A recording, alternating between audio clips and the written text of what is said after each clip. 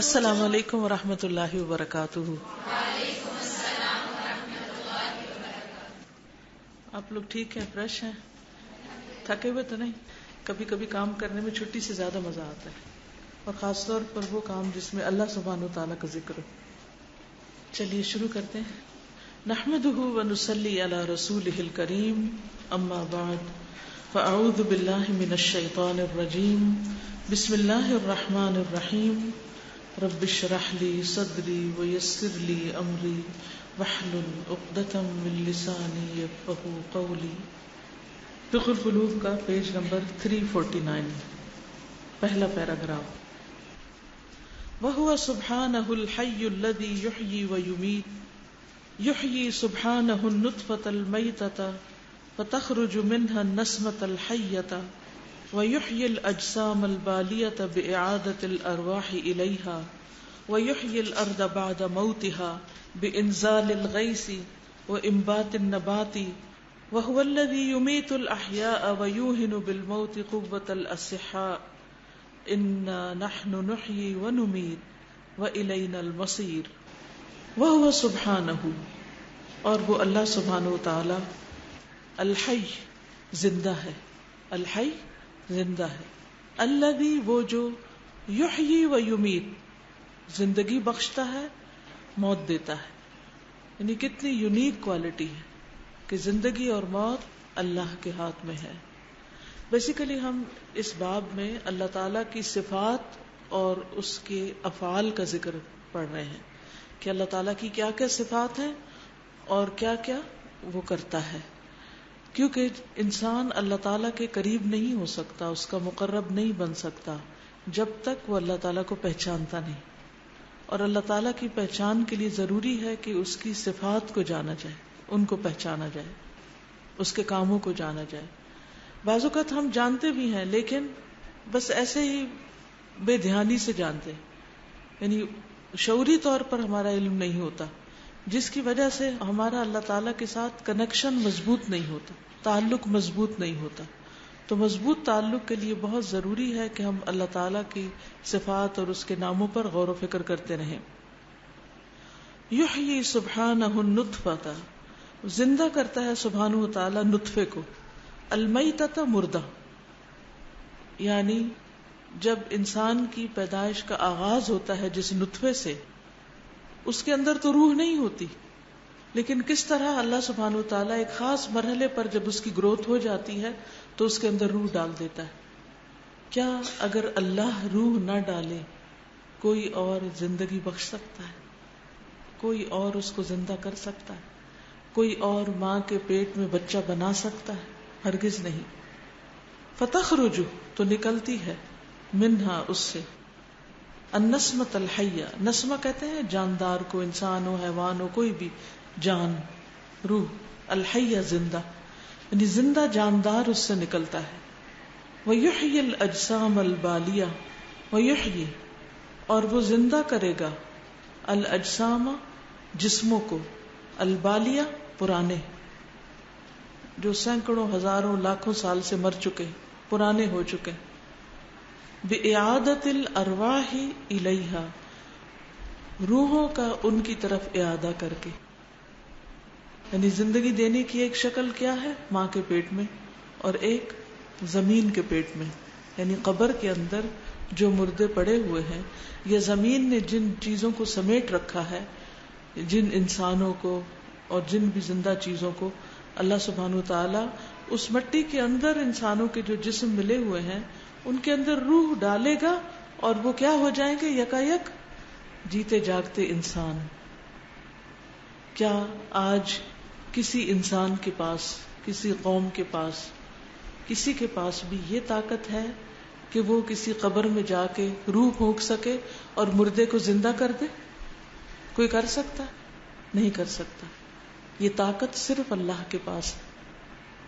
اس لیے اس چیز کو محسوس کر کے اللہ کی عظمت کو اپنے دل میں بٹھائیں، اللہ کی عظمت کو محسوس کریں کہ واقعی یہ صرف وہی کر سکتا ہے، اور اس سے اس کی توحید کا بھی پتہ چلتا ہے کہ وہ ایک الہ ہے، وہی ایک ہے جو یہ کرتا ہے۔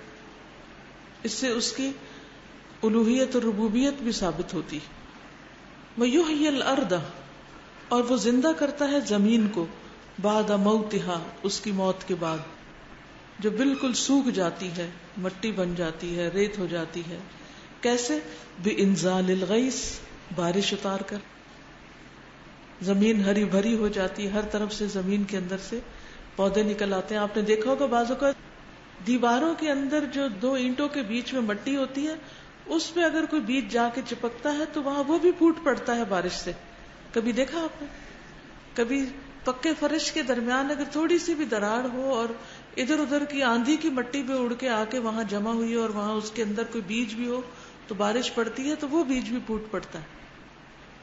کتنی حیران کن بات ہے. تو نباتات میں بھی زندگی ہے. یہ زندگی کون بخشتا ہے؟ اللہ سبحانہ و تعالی. وَإِنبَاتِ النَّبَاتِ، اور پودوں کا اگانا، انبات اگانا. وَهُوَ الَّذِي يُمِيتُ الْأَحْيَاءَ، اور وہ اللہ موت دے گا زندوں کو، یعنی موت بھی وہی دیتا ہے. وَيُوهِنُ بِالْمَوْتِ، اور کمزور کر دیتا ہے موت کے ساتھ قُوَّةَ الْأَصِحَّاءِ، صحت مندوں کی قوت کو. کبھی آپ نے سنا ہوگا کہ لوگ کہتے ہیں فلاں شخص کو تو کبھی زکام بھی نہیں ہوا تھا، اچانک ہی موت آ گئی، اچانک ہارٹ اٹیک ہو گیا. کبھی اگر آپ نے کسی ایسے شخص کو جو جوان ہو، طاقتور ہو، صحت مند ہو، اچانک مرتے دیکھا ہو یا اس کی لاش دیکھی ہو تو انسان حیران پریشان ہو جاتا ہے کہ یہ بھاگتا دوڑتا کھاتا پیتا چلتا پھرتا انسان چند لمحے پہلے ہماری ہی طرح صحت مند طاقتور تھا اور اب کیا ہو گیا؟ مردہ. تو یہ کون کرتا ہے؟ اللہ سبحانہ و تعالی. انا نحن نحیی ونمیت، بے شک ہم زندگی دیتے ہیں اور ہم موت دیتے ہیں. وإلینا المصیر، اور ہماری طرف لوٹنا ہے، پلٹ. کیا سمجھ میں آئے؟ جی. زندگی اور موت کا ذکر کر رہی ہیں تو فرسٹ ٹائم میں نے یہ اپنی زندگی میں ایکسپیرینس کیا کہ عید والے دن فیملی میں ڈیتھ ہو گئی. تو میرے لیے بہت، کہ عید والے دن صبح بات کی اور عصر کو ہارٹ اٹیک ہوا اور مغرب کو ختم. تو وہ میرا فرسٹ کزن تھا جس کے ساتھ بچپن گزرا. تو وہ میرے لیے ایک فرسٹ ٹائم میں نے پریکٹیکلی ایکسپیرینس کیا کہ موت اچانک آتی اور یہ اللہ کے ہاتھ میں ہے. جی جی. وَهُوَ سُبْحَانَهُ الْقَادِرُ عَلَى كُلِّ شَيْءٍ الذي يبدأ الخلق ثم يعيده الذي بدأ خلق الخلق والذي يعيدهم بعد الحياة إلى الممات ثم يعيدهم بعد الموت إلى الحياة وهو الذي يبدأ الخلق ثم يعيده وهو أهون عليه وله المثل الأعلى في السماوات والأرض وهو العزيز الحكيم. وهو سبحانه، اور وہ اللہ سبحانہ و تعالی القادر، قادر ہے، علی کل شیء، ہر چیز پر. اب یہ اس کی ایک اور صفت ہے، جہاں زندگی موت پہ قادر ہے وہاں وہ باقی بھی ہر چیز پر قادر ہے. الذی، وہ جو، یبدأ الخلق، ابتدا کرتا ہے تخلیق کی، ثم یعیدہ، پھر اعادہ کرے گا اس کا. یعنی پہلی مرتبہ بھی سب کچھ اس نے بنایا اور پھر دوسری مرتبہ بھی بنا سکتا ہے. آپ کے تو گھر میں لگا اگر ایک پودا سوکھ جائے تو آپ اس کو دوبارہ ہرا بھرا نہیں کر سکتے، زندہ نہیں کر سکتے. اگر وہ پھل دینا چھوڑ دے تو آپ کچھ نہیں کر سکتے. اگر اس کی شاخیں سوکھ جائیں، جیسے پام ٹریز کراچی میں بہت ہیں، تو آپ نے دیکھا ہوگا کہ ہر سال نئے پتے آتے ہیں، پھر اس کے بعد ایک وقت ہوتا ہے ان کا جب تک وہ ہرے بھرے رہتے ہیں، پھر اس کے بعد کیا ہوتا ہے؟ سوکھ جاتے ہیں اور لٹک جاتے ہیں. یہ جتنے بھی درخت ہیں ان کی تہوں پہ غور کیجئے. میں جب بھی کسی درخت پہ نظر پڑتی ہے پام ٹری پہ تو میں اس کی تہیں دیکھ کر ہمیشہ اداس سی ہو جاتی ہوں کہ اس میں سے ایک ایک لیئر نے ایک بہار دیکھی ہے اور پھر ان پتوں کی ڈیتھ ہو گئی، وہ وہاں سے اتر گئے، پھر اگلے سال نئی لیئر آئی، پھر نئی لیئر آئی، پھر نئی لیئر آئی. درخت اونچا ہوتا چلا جاتا ہے لیکن اس کی بنیادوں میں کیا ہے؟ کتنے ہی پتوں کی موت ہے. نئے پتے آ رہے ہیں، ان پرانوں کو کوئی واپس نہیں لا سکتا.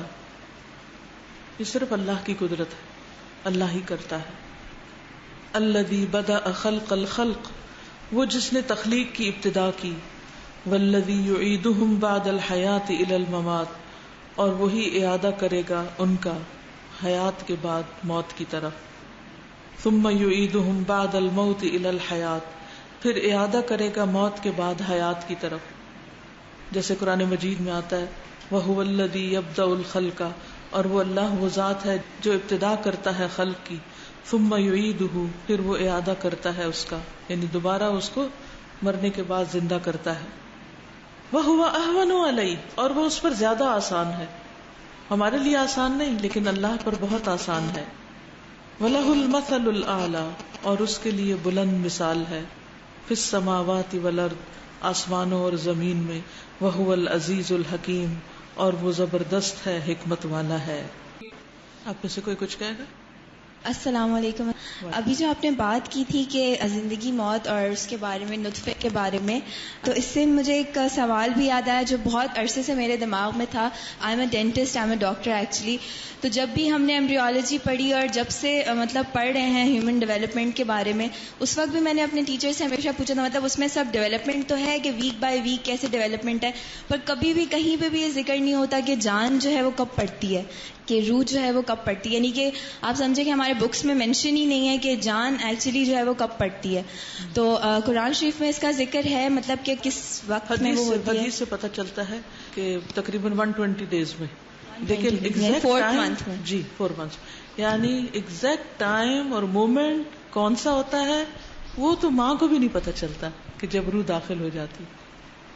جی استاذہ، ابھی جیسے آپ نے بات کی کہ وہ پام ٹریز جو بڑے ہوتے جاتے ہیں اور اس کے پتے جو ہیں وہ گرتے جاتے ہیں اور اس کے بڑھانے میں کتنا ان کا ایک ہاتھ ہوتا ہے، تو اسی طرح ہمیں یہ بھی پتہ چلتا ہے کہ جو ہماری باڈی میں وائٹ بلڈ سیلز ہیں جو ہماری باڈی کے ڈیفینسو سسٹم کو ایک طرح سے بناتے ہیں، تو وہ بھی کس طرح ہماری جسم کی حفاظت کرتے ہیں کہ وہ مسلسل ڈیزیزز کو ڈھونڈتے رہتے ہیں، اور جب وہ مل جاتی ہیں تو وہ ریپ اراؤنڈ ہو جاتے ہیں ان کے گرد، اور اس کے بعد وہ ڈیزیز تو ختم ہو جاتی ہے بیماری، لیکن اس کے زہر سے وہ مر جاتے ہیں، یعنی وائٹ. تو کس طرح ہمارے جسم کی بقا کے لیے ہمارے جسم کے اندر ہی اللہ سبحانہ و تعالیٰ نے کس طرح انتظام کیا ہے کہ وہ کچھ حصے مرتے ہیں، پھر وہ ہمیں ایک زندگی دیتے ہیں اور ہم بڑھتے چلے جاتے ہیں، اور کس طرح ہماری حفاظت ہوتی ہے. اور ہم سوچتے بھی نہیں اور ہمیں پتہ بھی نہیں ہوتا کہ کہاں کیا ہو گیا. جی، یعنی کس جگہ کون سا زہر داخل ہوا، جی، کس جگہ کتنے سیل اکٹھے ہوئے، جی، کس جگہ کیا عمل ہوا، کون مرا، کتنے سیل مرے، جی، اور وہ کیسے جسم سے نکلے مرنے کے بعد. تو ان سیلز کی بھی زندگی اور موت اللہ کے ہاتھ میں ہے، جی، اور سب کچھ اسی کے اختیار میں ہے، اور وہی ہمارے لیے کر رہا ہے. ہم خود اپنے لیے بھی کچھ نہیں کر سکتے. فسبحان الذی یبدئ ویعید من الخلائق فی کل لحظۃ ما لا یحصیہ الا ھو وہو علی کل شیء قدیر. فسبحان الذی، پس پاک ہے اللہ، یبدئ جو ابتدا کرتا ہے، ویعید اور اعادہ کرتا ہے، من الخلائق مخلوقات میں سے، فی کل لحظۃ ہر لمحہ، ما لا یحصیہ جو نہیں شمار کرتا اس کو، الا ہوا مگر وہی، وہو علی کل شیء قدیر، اور وہ ہر چیز پر قدرت رکھتا ہے. یعنی صرف اللہ تعالیٰ ہی جانتا ہے کہ کس لمحے کتنی چیزیں مر رہی ہیں اور کتنی زندہ ہو رہی ہیں، کتنی جانیں پڑ رہی ہیں اور کتنی جانیں نکل رہی ہیں. یہ صرف اللہ کو پتا ہے، کسی اور کو نہیں پتا. اس سے اس کی قدرت کا اندازہ لگائیے. وہ ہے ہمارا رب. اگر ہم اس کی اطاعت نہیں کریں گے تو کہاں جائیں گے؟ اس کو چھوڑ کر، اس کو بھول کر، اس کی نافرمانی کر کے کہاں بھاگیں گے؟ واللہ جل جلالہ الکفیل الذی وفى لعباده بما ضمن لهم من الارزاق ویوفی عباده اجورهم وثوابهم یوم القیامہ ویوفی عباده اجورهم وثوابهم یوم القیامہ یومئذ یوفیہم اللہ دینہم الحق ویعلمون ان اللہ هو الحق المبین. واللہ جل جلالہ، اور اللہ جل جلالہ، الکفیل کفالت کرنے والا ہے، الذی وہ جس نے، وفا لعبادہ پورا پورا دیا اپنے بندوں کو، بما ضمن لہم جو ان کے لیے ضمانت دی اس نے، من الارزاق رزق روزی کی. یعنی اللہ نے رازق ہونے کا دعویٰ کیا ہے اور رزق کی ضمانت دی ہے کہ میں دوں گا تمہیں، تو وہ اپنے بندوں کو دیتا ہے. ویوفی عبادہ اور پورے دے گا اپنے بندوں کو، اجورہم ان کے اجر، ان کے کاموں کا صلہ، وثوابہم اور ان کا ثواب بدلہ، یوم القیامتی قیامت کے دن. یومئذ یوفیہم اللہ وہ دن جس دن پورا پورا دے گا اللہ انہیں، دینہم ان کا بدلہ الحق برحق ویعلمون اور وہ جانتے ہیں ان اللہ بے شک اللہ هو الحق المبین وہی حق ہے بیان کرنے والا ہے. دنیا میں بندوں کو ان کی ضروریات کی چیزیں عطا کرتا ہے، رزق دیتا ہے، اور آخرت میں ان کے نیک اعمال کا بدلہ دے گا ان کا. حالانکہ ہم نیک اعمال اسی کی دی ہوئی طاقت اور صحت اور قدرت کے ساتھ کرتے ہیں، ہمارا اپنا کچھ بھی نہیں ہے، لیکن وہ اتنا قدردان ہے کہ جو کرے گا اس کا بدلہ پائے گا. وَهُوَ سُبْحَانَهُ الْعَدْلُ الَّذِي يَقُولُ الْحَقَّ وَفِعْلُهُ حَقٌّ وَالَّذِي يَأْمُرُ بِالْعَدْلِ وَالْإِحْسَانِ وَيَحْكُمُ بِالْعَدْلِ وَالْإِحْسَانِ. وَهُوَ سُبْحَانَهُ الْعَدْلُ اور وہ اللہ سبحانہ وتعالی العدل ہے، یعنی عدل کرنے والا ہے. الَّذِي يَقُولُ الْحَقَّ وہ جو حق کہتا ہے، وَفِعْلُهُ حَقٌّ اس کا ہر کام برحق ہے. وَالَّذِي يَأْمُرُ بِالْعَدْلِ اور وہ جو عدل کا حکم دیتا ہے، والإحسان اور احسان کا، وَيَحْكُمُ بِالْعَدْلِ وَالْإِحْسَانِ اور فیصلہ کرتا ہے عدل اور احسان کے ساتھ. فَلَوْ عَذَّبَ الْخَلْقَ أَجْمَعِينَ لَكَانَ ذَلِكَ عَدْلًا مِّنْهُ وَلَوْ نَعَمَ الْجَمِيعَ فِي جِنَانِهِ لَكَانَ ذَلِكَ فَضْلًا مِّنْهُ وَإِذْ فَرَّقَهُمْ فَرِيقَيْنِ فَرِيقٌ فِي الْجَنَّةِ وَفَرِيقٌ فِي السَّعِيرِ فَتِلْكَ حِكْمَةٌ بَالِغَةٌ. فَلَوْ عَذَّبَ الْخَلْقَ بس اگر وہ عذاب دے مخلوق کو، اجمعین سب کے سب کو، یعنی اپنی ساری مخلوق کو عذاب دے، لکان ذالک عدلا منہ تو یہ اس کی طرف سے عدل ہوگا، یعنی پھر بھی وہ ظالم نہیں. کیوں؟ اس لیے کہ اس نے پیدا کیا، وہی مالک ہے، وہ جو چاہے فیصلہ کرے. آپ کیسے پوچھ سکتے؟ مثلاً آپ اپنی کسی چیز کو بنائیں، رکھیں، توڑیں، پھوڑیں، کچھ کریں، کوئی آپ سے پوچھ سکتا کہ میری چیز میری مرضی؟ ہم سب اللہ کے ہیں، اللہ ہمارے ساتھ جو چاہے کر سکتا ہے، اور یہ اس کا ظلم نہیں ہوگا، اور یہ اس کی طرف سے کوئی زیادتی نہیں ہوگی. اس لیے اگر ہمیں نعمت مل رہی ہے تو یہ مت سوچیں کہ ہم ڈیزرو کرتے ہیں، یہ ہمیں ملنی ہی چاہیے، یہ اس کی رحمت اور فضل ہے. وَلَوْ نَعَمَ الْجَمِيعَ اور اگر وہ انعام دے سب کو، فی جنانہ اپنی جنتوں میں، لکان ذالک فضلا منہ تو یہ اس کی طرف سے فضل ہوگا. وَإِذْ فَرَّقَهُمْ فَرِيقَيْنِ تو اس نے ان کو دو حصوں میں تقسیم کیا ہے. فَرِيقٌ فِي الْجَنَّةِ ایک گروہ جنت میں، وَفَرِيقٌ فِي السَّعِيرِ اور ایک گروہ جہنم میں. فَتِلْكَ حِكْمَةٌ بَالِغَةٌ تو یہ اس کی پہنچی ہوئی حکمت ہے، یعنی انتہا درجے کی حکمت ہے. وہ جس کو چاہے جنت میں بھیجے، جس کو چاہے جہنم میں بھیجے.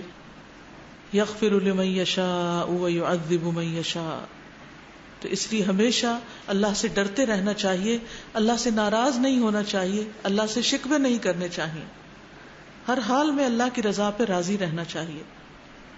فعذابہ للجمیع عدل ورحمتہ للجمیع فضل وتفریقہ حکمت بالغۃ.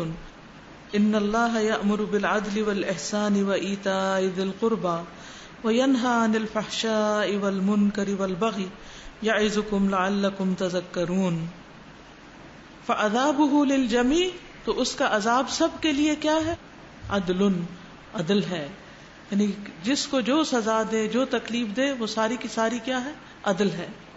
ورحمتہ للجمیع اور اس کی رحمت سب کے لیے، فضل، فضل ہے. وتفریقہ اور اس کی تفریق کہ کسی کو جنت دے کسی کو جہنم دے، حکمت بالغہ پہنچی ہوئی حکمت، حد درجہ کی حکمت. ان اللہ بے شک اللہ یأمر بالعدل حکم دیتا ہے عدل کرنے کا، والاحسان اور احسان کرنے کا، وایتاء اور دینے کا، ذی القربى رشتہ داروں کو، وینہی عن الفحشاء اور روکتا ہے بے حیائی سے، والمنکر اور برائی سے، والبغی اور سرکشی سے. یعظکم وہ نصیحت کرتا ہے تم کو، لعلکم تذکرون تاکہ تم نصیحت پکڑو. تو اللہ سبحانہ وتعالی عدل کرنے والا ہے اور وہ عدل ہی کا حکم دیتا ہے، اس کا ہر فیصلہ عدل پر مبنی ہے. کوئی کچھ کہے گا؟ میں سوچ رہی تھی کہ ہم لوگ اکثر یہ سوچتے ہیں کہ اللہ تعالیٰ نے سزا کیوں بنائی ہے، اور آج ہی ایک دم مائنڈ میں کلک ہوا کہ وہ جو چاہے کر سکتا ہے، لیکن جو انہوں نے ہمارے لیے جنت بنائی ہے تو واقعی اس چیز سے بہت ایک دم پیار آیا اللہ تعالیٰ پر. یعنی جنت ہم اپنی کمائی سے نہیں حاصل کر سکتے، اس کے فضل سے حاصل کر سکتے ہیں. السلام علیکم سازا. میں سوچ رہی تھی کہ انسان کی زندگی کے دو بڑے بہت میجر ایونٹس ہوتے ہیں، ایک اس کی پیدائش اور ایک اس کی موت. خاندان میں کوئی بھی پیدا ہو پتہ چل جاتا ہے، باقی تو چھوٹی چھوٹی چیزیں آتی رہتی ہیں. کوئی فوتگی ہو تو وہ بھی فوراً پتہ چل جاتی ہے. یہ بڑے ایونٹس ہیں اور ٹوٹل اس کا کنٹرول، پوری طاقت قوت اللہ کے ہاتھ میں اس ایونٹ میں. اب وہ بیچ کا عرصہ رہ جاتا ہے، وہ چھوٹا سا، مطلب ہم اس میں تو بالکل بے بس ہیں. ہم مانتے ہیں، ہر شخص مانتا ہے، جو اللہ کو مانتا ہے اور جو نہیں مانتا وہ بھی جانتا ہے کہ سب بے بس ہے، کوئی کچھ نہیں کر سکتا زندگی موت میں. تو اگر انسان بیچ کے بھی، اور جیسے ہے کہ وہ سبحان القادر علی کل شیء، زندگی کا جو چھوٹا سا عرصہ ہے اس میں بھی اگر اسی کو مان لیں، اسی کی تسلیم کر لیں، اس کی قدرت کو، تو سب آسان ہو جائے. اور عموماً ان صورتوں، ان آیتوں کے بعد جہاں پہ زندگی اور موت کی بات آتی ہے، واپسی اینڈ میں یاد دلا دی کہ واپسی ادھر ہے، تو درمیانہ عرصہ بھی اسی کو مان لو. جی. اور مرنے کے بعد انسان جہاں ہے وہاں نہیں رہ جائے گا، بلکہ اللہ کے پاس پیش ہونا ہے، حساب دینا ہے، جواب دینا ہے. اس احساس اور سوچ کے ساتھ ہر کام کرنا چاہیے جو بھی کام کرنے لگے ہیں، کیونکہ ہم بندوں سے ڈرتے ہیں اور بندوں کو خوش کرنے کے لیے کام کرتے رہتے ہیں، جبکہ ہماری فکر کیا ہونی چاہیے کہ اس معاملے میں ہم اللہ کو کیا جواب دیں گے. آگے چلتے. فَكُلُّ عَدْلٍ وَعَادِلٍ وَعَدَالَةٍ فَمِنْهُ سُبْحَانَهُ وَكُلُّ حُكْمٍ لَيْسَ مِنْهُ فَهُوَ جَوْرٌ وَظُلْمٌ وَبَاطِلٌ وَبُهْتَانٌ. فَكُلُّ عَدْلٍ، تو ہر عدل، وعادل اور عدل کرنے والا، وعدالہ اور عدالت، فَمِنْهُ سُبْحَانَهُ، تو اسی کی طرف سے ہے، یعنی اللہ سبحانہ وتعالیٰ کی طرف سے. یعنی عدل کی اصل اسی کی طرف سے، وہی عدل کرنے والا ہے. وَكُلُّ حُكْمٍ لَيْسَ مِنْهُ، اور جو فیصلہ اس کی طرف سے نہیں، جو حکم اس کا نہیں، فَهُوَ جَوْرٌ وَظُلْمٌ، تو وہ ظلم اور جور ہے. جور بھی ظلم کو کہتے ہیں. وَبَاطِلٌ وَبُهْتَانٌ، اور باطل اور بہتان ہے. وَعَلَى الْمُسْلِمِ إِذَا عَرِفَ ذَلِكَ، اور مسلمان پر لازم ہے کہ جب اس بات کو جان لے، أَن يَسْتَسْلِمَ لِقَضَائِهِ، کہ سپرد کر دے اس کے فیصلے کے لیے.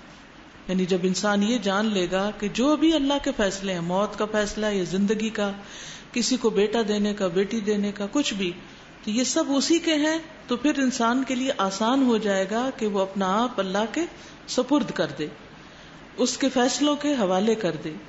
وَأَن يَعْدِلَ فِي أَقْوَالِهِ وَأَفْعَالِهِ، اور یہ کہ عدل کرے اپنے اقوال اور اپنے افعال میں. یعنی انسان اللہ کو جب جان لے کہ وہ عدل کرنے والا، تو انسان بھی کیا کرے؟ عدل کرے. کس چیز میں؟ اپنے قول اور فعل میں.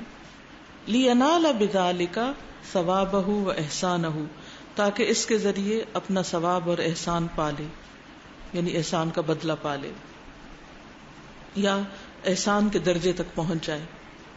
وَهُوَ سُبْحَانَهُ الصَّادِقُ فِي أَقْوَالِهِ وَأَفْعَالِهِ وَوَعْدِهِ وَوَعِيدِهِ كَمَا قَالَ سُبْحَانَهُ وَمَنْ أَصْدَقُ مِنَ اللَّهِ قِيلًا.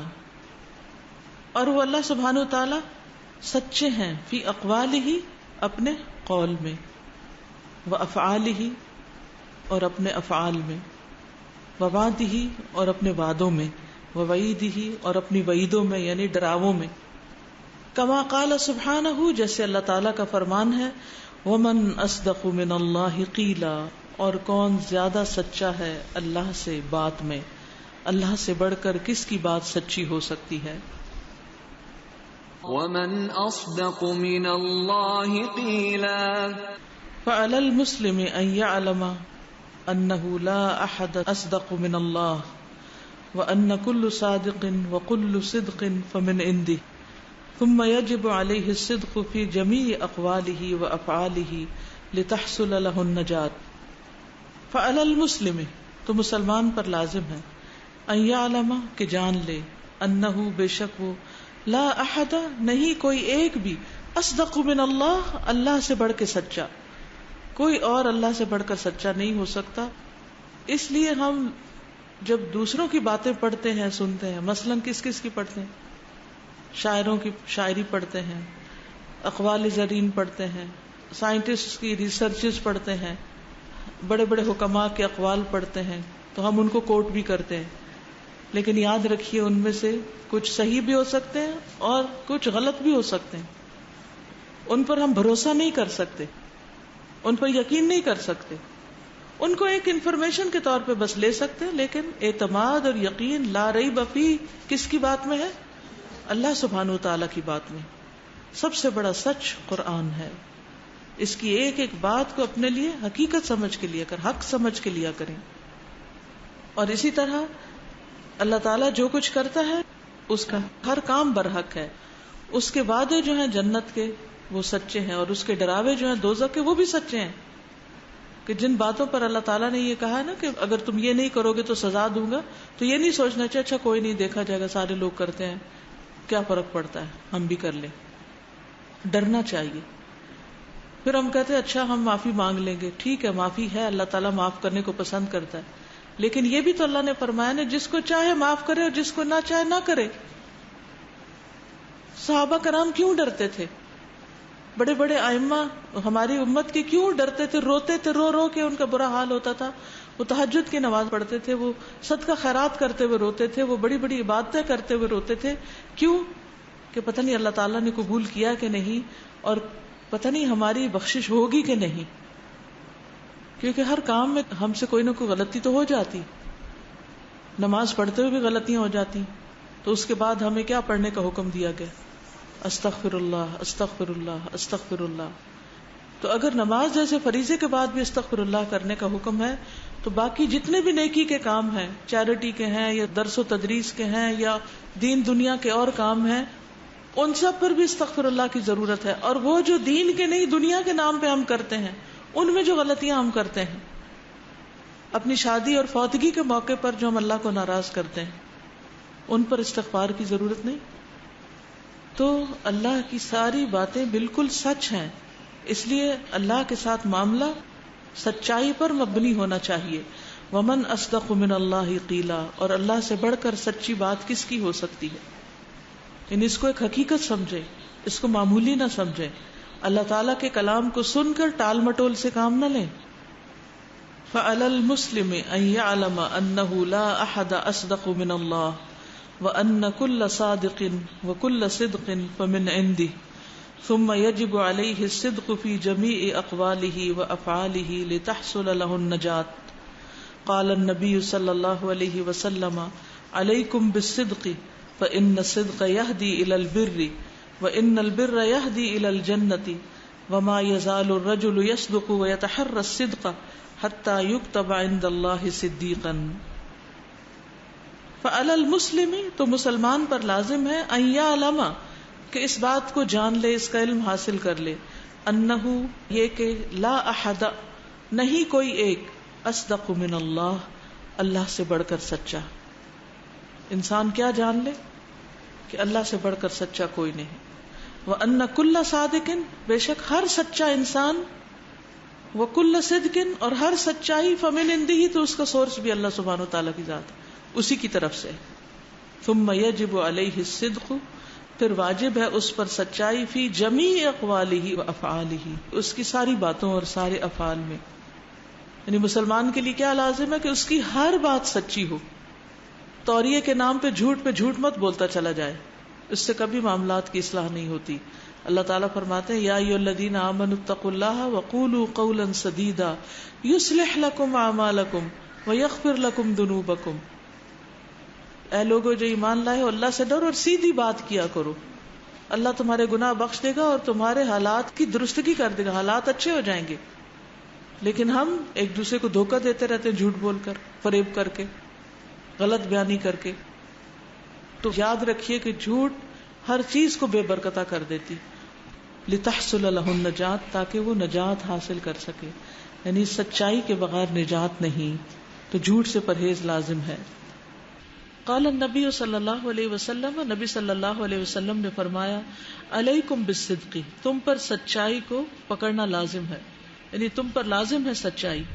فإن الصدق، کیونکہ سچائی، یہدی الی البر، رہنمائی کرتی ہے نیکی کی طرف. وإن البر، اور بے شک نیکی، یہدی الی الجنہ، رہنمائی کرتی ہے جنت کی طرف. وما یزال الرجل یصدق ویتحری الصدق، تو انسان ہمیشہ سچ بولتا رہتا ہے، ویتحری الصدق، اور سچائی کے پیچھے لگا رہتا ہے. حتی یکتب عند اللہ صدیقا، حتیٰ کہ وہ لکھ دیا جاتا ہے اللہ کے نزدیک سچا. تو اللہ کے نزدیک اس کا مقام صدیقین کا ہو جاتا ہے. قرآن مجید میں آتا ہے نا الذین انعم اللہ علیہم من النبیین والصدیقین والشہداء والصالحین. تو سیدھے رستے پر کون ہے؟ انبیاء ہیں، صدیق ہیں. اور صدیق کون ہوتا ہے؟ کون اللہ کیا صدیق لکھا جائے تو جو ہر معاملے میں سچائی کو اختیار کرتا ہے، غلط بیانی نہیں کرتا، دھوکہ نہیں دیتا. تو سچا انسان ہمیشہ سچائی کی تلاش میں رہتا ہے، اسے سچائی سے دلچسپی ہوتی، جھوٹ سے نہیں. اب اس کی مزید صفات کا ذکر ہے. ہم کیا پڑھ رہے ہیں؟ اللہ کی صفات اور افعال. ٹھیک ہے، کیوں پڑھ رہے ہیں؟ کہ اللہ کی پہچان ہو. اللہ کی پہچان کیوں ضروری ہے؟ تاکہ اللہ تعالیٰ کے ساتھ معاملہ درست ہو، اللہ پر ایمان درست ہو، اللہ کی محبت ہمارے دل میں ہو، اللہ کی اطاعت آسان ہو، اللہ کا ڈر ہو، ہماری نجات ہو. یہ علم بنیادی علوم میں سے ہے، اس کے بغیر ایمان کی لذت اور حلاوت نصیب نہیں ہوتی. اچھا، یہاں تک کوئی بات آپ کہنا چاہیں جو ابھی ہم نے پڑھا سچائی کی بات؟ السلام علیکم. استاذہ، سچائی کی بات پڑھی تو ایک دم دل میں جا کے لگی کہ یہ بہت ہی باریک اور اہم بات ہے نا. اس کا تعلق انسان کی ہدایت سے ہے کہ انسان اتنا پھسلتا ہے جب وہ سچ بولنے لگتا ہے تو اس کو پتہ چلتا ہے کہ سچ کیا ہے. پھر سچ بولتا ہے، پھر سچ وہ عمل کرتا ہے، پھر جب وہ عمل کرنے لگتا ہے پھر وہ پھسلتا ہے، پھر وہ سچ کی طرف آتا ہے. یہ اتنی اہم بات ہے. سچ، جھوٹ تو مشکل نہیں کہ جھوٹ نہ بولے، سچ بولنا بڑا مشکل ہے. کہ اپنے آپ کو سچائی باور کرانا بہت مشکل کام ہے. اور سچائی پر ہی نجات کا نثار ہے، سچ کے بغیر نجات نہیں. سچ کے بغیر نہیں، کیونکہ ہمیں خود بھی پتہ نہیں چلتا کہ ہم سچ بول رہے ہیں کہ جھوٹ بول رہے ہیں. بے پہچان ختم ہو جاتی ہے، چیزوں کی سمجھ آنے ختم ہو جاتی ہے. جی، اور کوئی؟ سچ کے معاملے میں یہ ہے کہ بہادر لوگ سچ بول سکتے ہیں، بزدل لوگ نہیں بول سکتے. بالکل درست. السلام علیکم. وعلیکم السلام. میں کہہ رہی تھی کہ شاعروں وغیرہ کے اور کے کال جو جھوٹے ہیں، سوائے اللہ کے کلام کے سب جھوٹ ہے. تو میں یہی دیکھ رہی تھی کہ یعنی اس میں سچ بھی ہو سکتا ہے لیکن وہ سچ جھوٹ بھی ہوتا ہے. بلکہ عربی کا محاورہ ہے کہ سب سے میٹھا شعر وہ ہوتا ہے جو سب سے زیادہ جھوٹا ہو، ہر درجے کی مبالغہ رائی پر مبنی. تو میں یہی دیکھ رہی تھی کہ جتنے بھی میوزک سانگز وغیرہ یا جو بھی بنائے جاتے ہیں، اسپیشلی کسی کو فنکشنز کے لیے یا کچھ بولے جاتے ہیں، تو اس میں زیادہ جھوٹ پایا جاتا ہے اور کم ہی کچھ ایک آدھ جو ہوتا ہے وہ سچ پایا جاتا ہے. تو اللہ کا کلام ایسا ہے کہ کچھ بھی جھوٹ نہیں ہے. میوزک ہو یا ڈرامے ہوں یا فلمیں ہوں. السلام علیکم. استاذہ، یہاں پہ سچائی کی جو بات کی جا رہی ہے، اقوال اور افعال دونوں میں بات کی جا رہی ہے. تو خاص طور پہ جو ہم عبادات کرتے ہیں، ہمارے جو افعال ہیں، اس میں سچائی، خالص توحید کی بات، کوئی بھی اگر نیکی کا بھی عمل کرتے ہیں وہ صرف اللہ کے لیے کریں، اس میں کوئی ریاکاری نہ ہو، دکھاوا نہ ہو، کسی اور کے لیے نہ عمل ہو، وہ بھی تو سچائی ہی میں کاؤنٹ ہوگا. استاذہ، میں نے بہت دفعہ آبزرو کیا ہے کہ کچھ جو دین کا علم حاصل کر لیتے ہیں بہت سارے لوگ، اب وہ کہتے ہیں ہم سچ بولتے ہیں اور جھوٹ بھی نہیں بولتے، الحمدللہ وہ نہیں کرتے. لیکن یہ جو بیچ کی، جیسے ابھی آپ نے بتایا توریہ کا استعمال، کہ توریہ، مجھے اس کا سمجھ میں نہیں آتا کہ وہ اس کا استعمال کیا وہ بنی اسرائیل کا شیوا نہیں کہ باتوں کو موڑ تڑوڑ کے جو ہے وہ پیش کرنا. بہت دیکھا ہے استاذہ ایسا. تو آپ توریہ کا تھوڑا سا ایکسپلین کریں کہ یہ کیا وجہ ہے کہ لوگ اس کا استعمال کریں کہ ہم بیچ کے راہ پہ چل رہے ہیں، نہ ہم جھوٹ بول رہے ہیں اور سچ بھی بولتے ہیں. اس کا کیا کریں، اس کا حل بتائیے. اس کا حل یہ کہ سچ بولا جائے اور ایسے بہانے کر کے غلط بیانیاں نہ کی جائیں. یہ تو صرف ایک عذر لنگ ہے، یعنی بہانہ ہے جھوٹ بولنے کے لیے، ہوتا تو جھوٹ ہی ہے. جی استاذہ، میں نے یہ دیکھا ہے کہ لوگ جب جھوٹا ہوتا ہے تو وہ اپنے آپ کو سچ منوانے کے لیے کلمہ تک پڑھ لیتے ہیں. لا حول ولا قوة. اللہ تعالیٰ ہمیں. السلام علیکم. استاذہ، ایک بات اور بھی ہے کہ لوگ جھوٹ کو نا بعض دفعہ حکمت پر مبنی کر دیتے ہیں کہ حکمت اسی میں یہی تھی کہ اس وقت یہ بات کر کے نا خاموش ہو جانا چاہیے تھا یا بات کو گھما دینا چاہیے تھا. تو کیا آیا ایسا لا علم کرامت ہو سکتا ہے؟ خیر تو سچائی میں ہی ہے، جھوٹ میں نہیں ہے. جس مرضی نام سے، حکمت کے نام سے بولیں یا توریہ کے نام سے یا کسی اور نام سے، جھوٹ جھوٹ ہے. شکریہ. چلیے آگے چلتے ہیں. واللہ عز وجل هو الحکیم العلیم، اور اللہ عز وجل وہ حکمت والا ہے، علم والا ہے. الذی یدع الامور مواضعها، وہ جو رکھتا ہے تمام امور کو ان کی جگہوں پر. حکمت اسی چیز کا نام ہے نا، وضع الشیء فی محلہ، چیز کو اس کی اصل جگہ پر رکھنا. ویرشد الخلق، اور رہنمائی کرتا ہے مخلوق کی. وَيَدُلُّهُمْ عَلَى الْمَصَالِحِ وَالْمَنَافِعِ، اور رہنمائی کرتا ہے ان کی مصلحتوں اور منفعتوں پر. وَالَّذِي أَرْشَدَ الْخَلْقَ إِلَى طَرِيقِ الْحَقِّ، وہ جس نے رہنمائی کی مخلوق کی حق کے راستے کی طرف. وَإِلَى الْمَصَالِحِ، اور ان مصلحتوں کی طرف یا مصالح کی طرف. الَّتِي يَنْتَظِمُ بِهَا وُجُودُهُمْ، جن سے منظم ہوتا ہے ان کا وجود، یعنی جن سے ان کا سروائیول ممکن ہوتا ہے.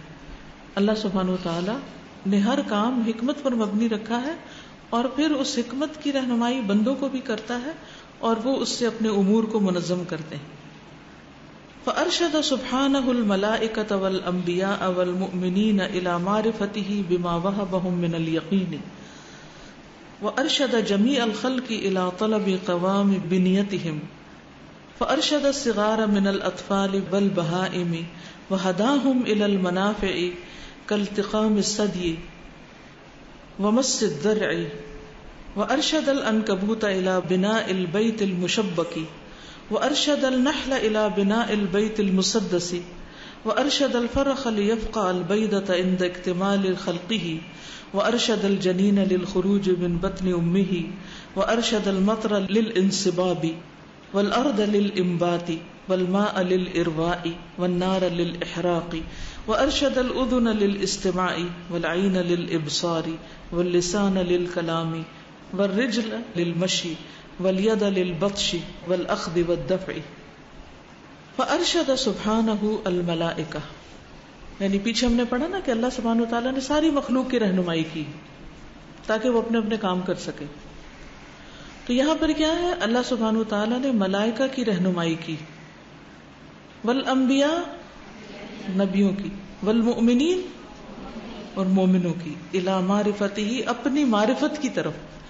اللہ نے ملائکہ، انبیاء اور مومنوں کو اپنی معرفت عطا کی.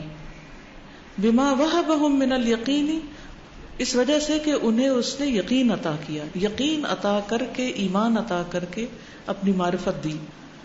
وارشد جمیع الخلق، اور رہنمائی کی ساری مخلوق کی، الی طلبی، طلب کرنے کے لیے، قوام بنیتہم، قائم رہنے کے لیے اپنی اصل شکل یا فطرت یا اپنی حالت میں، یعنی اپنے آپ کو قائم رکھنے کے لیے.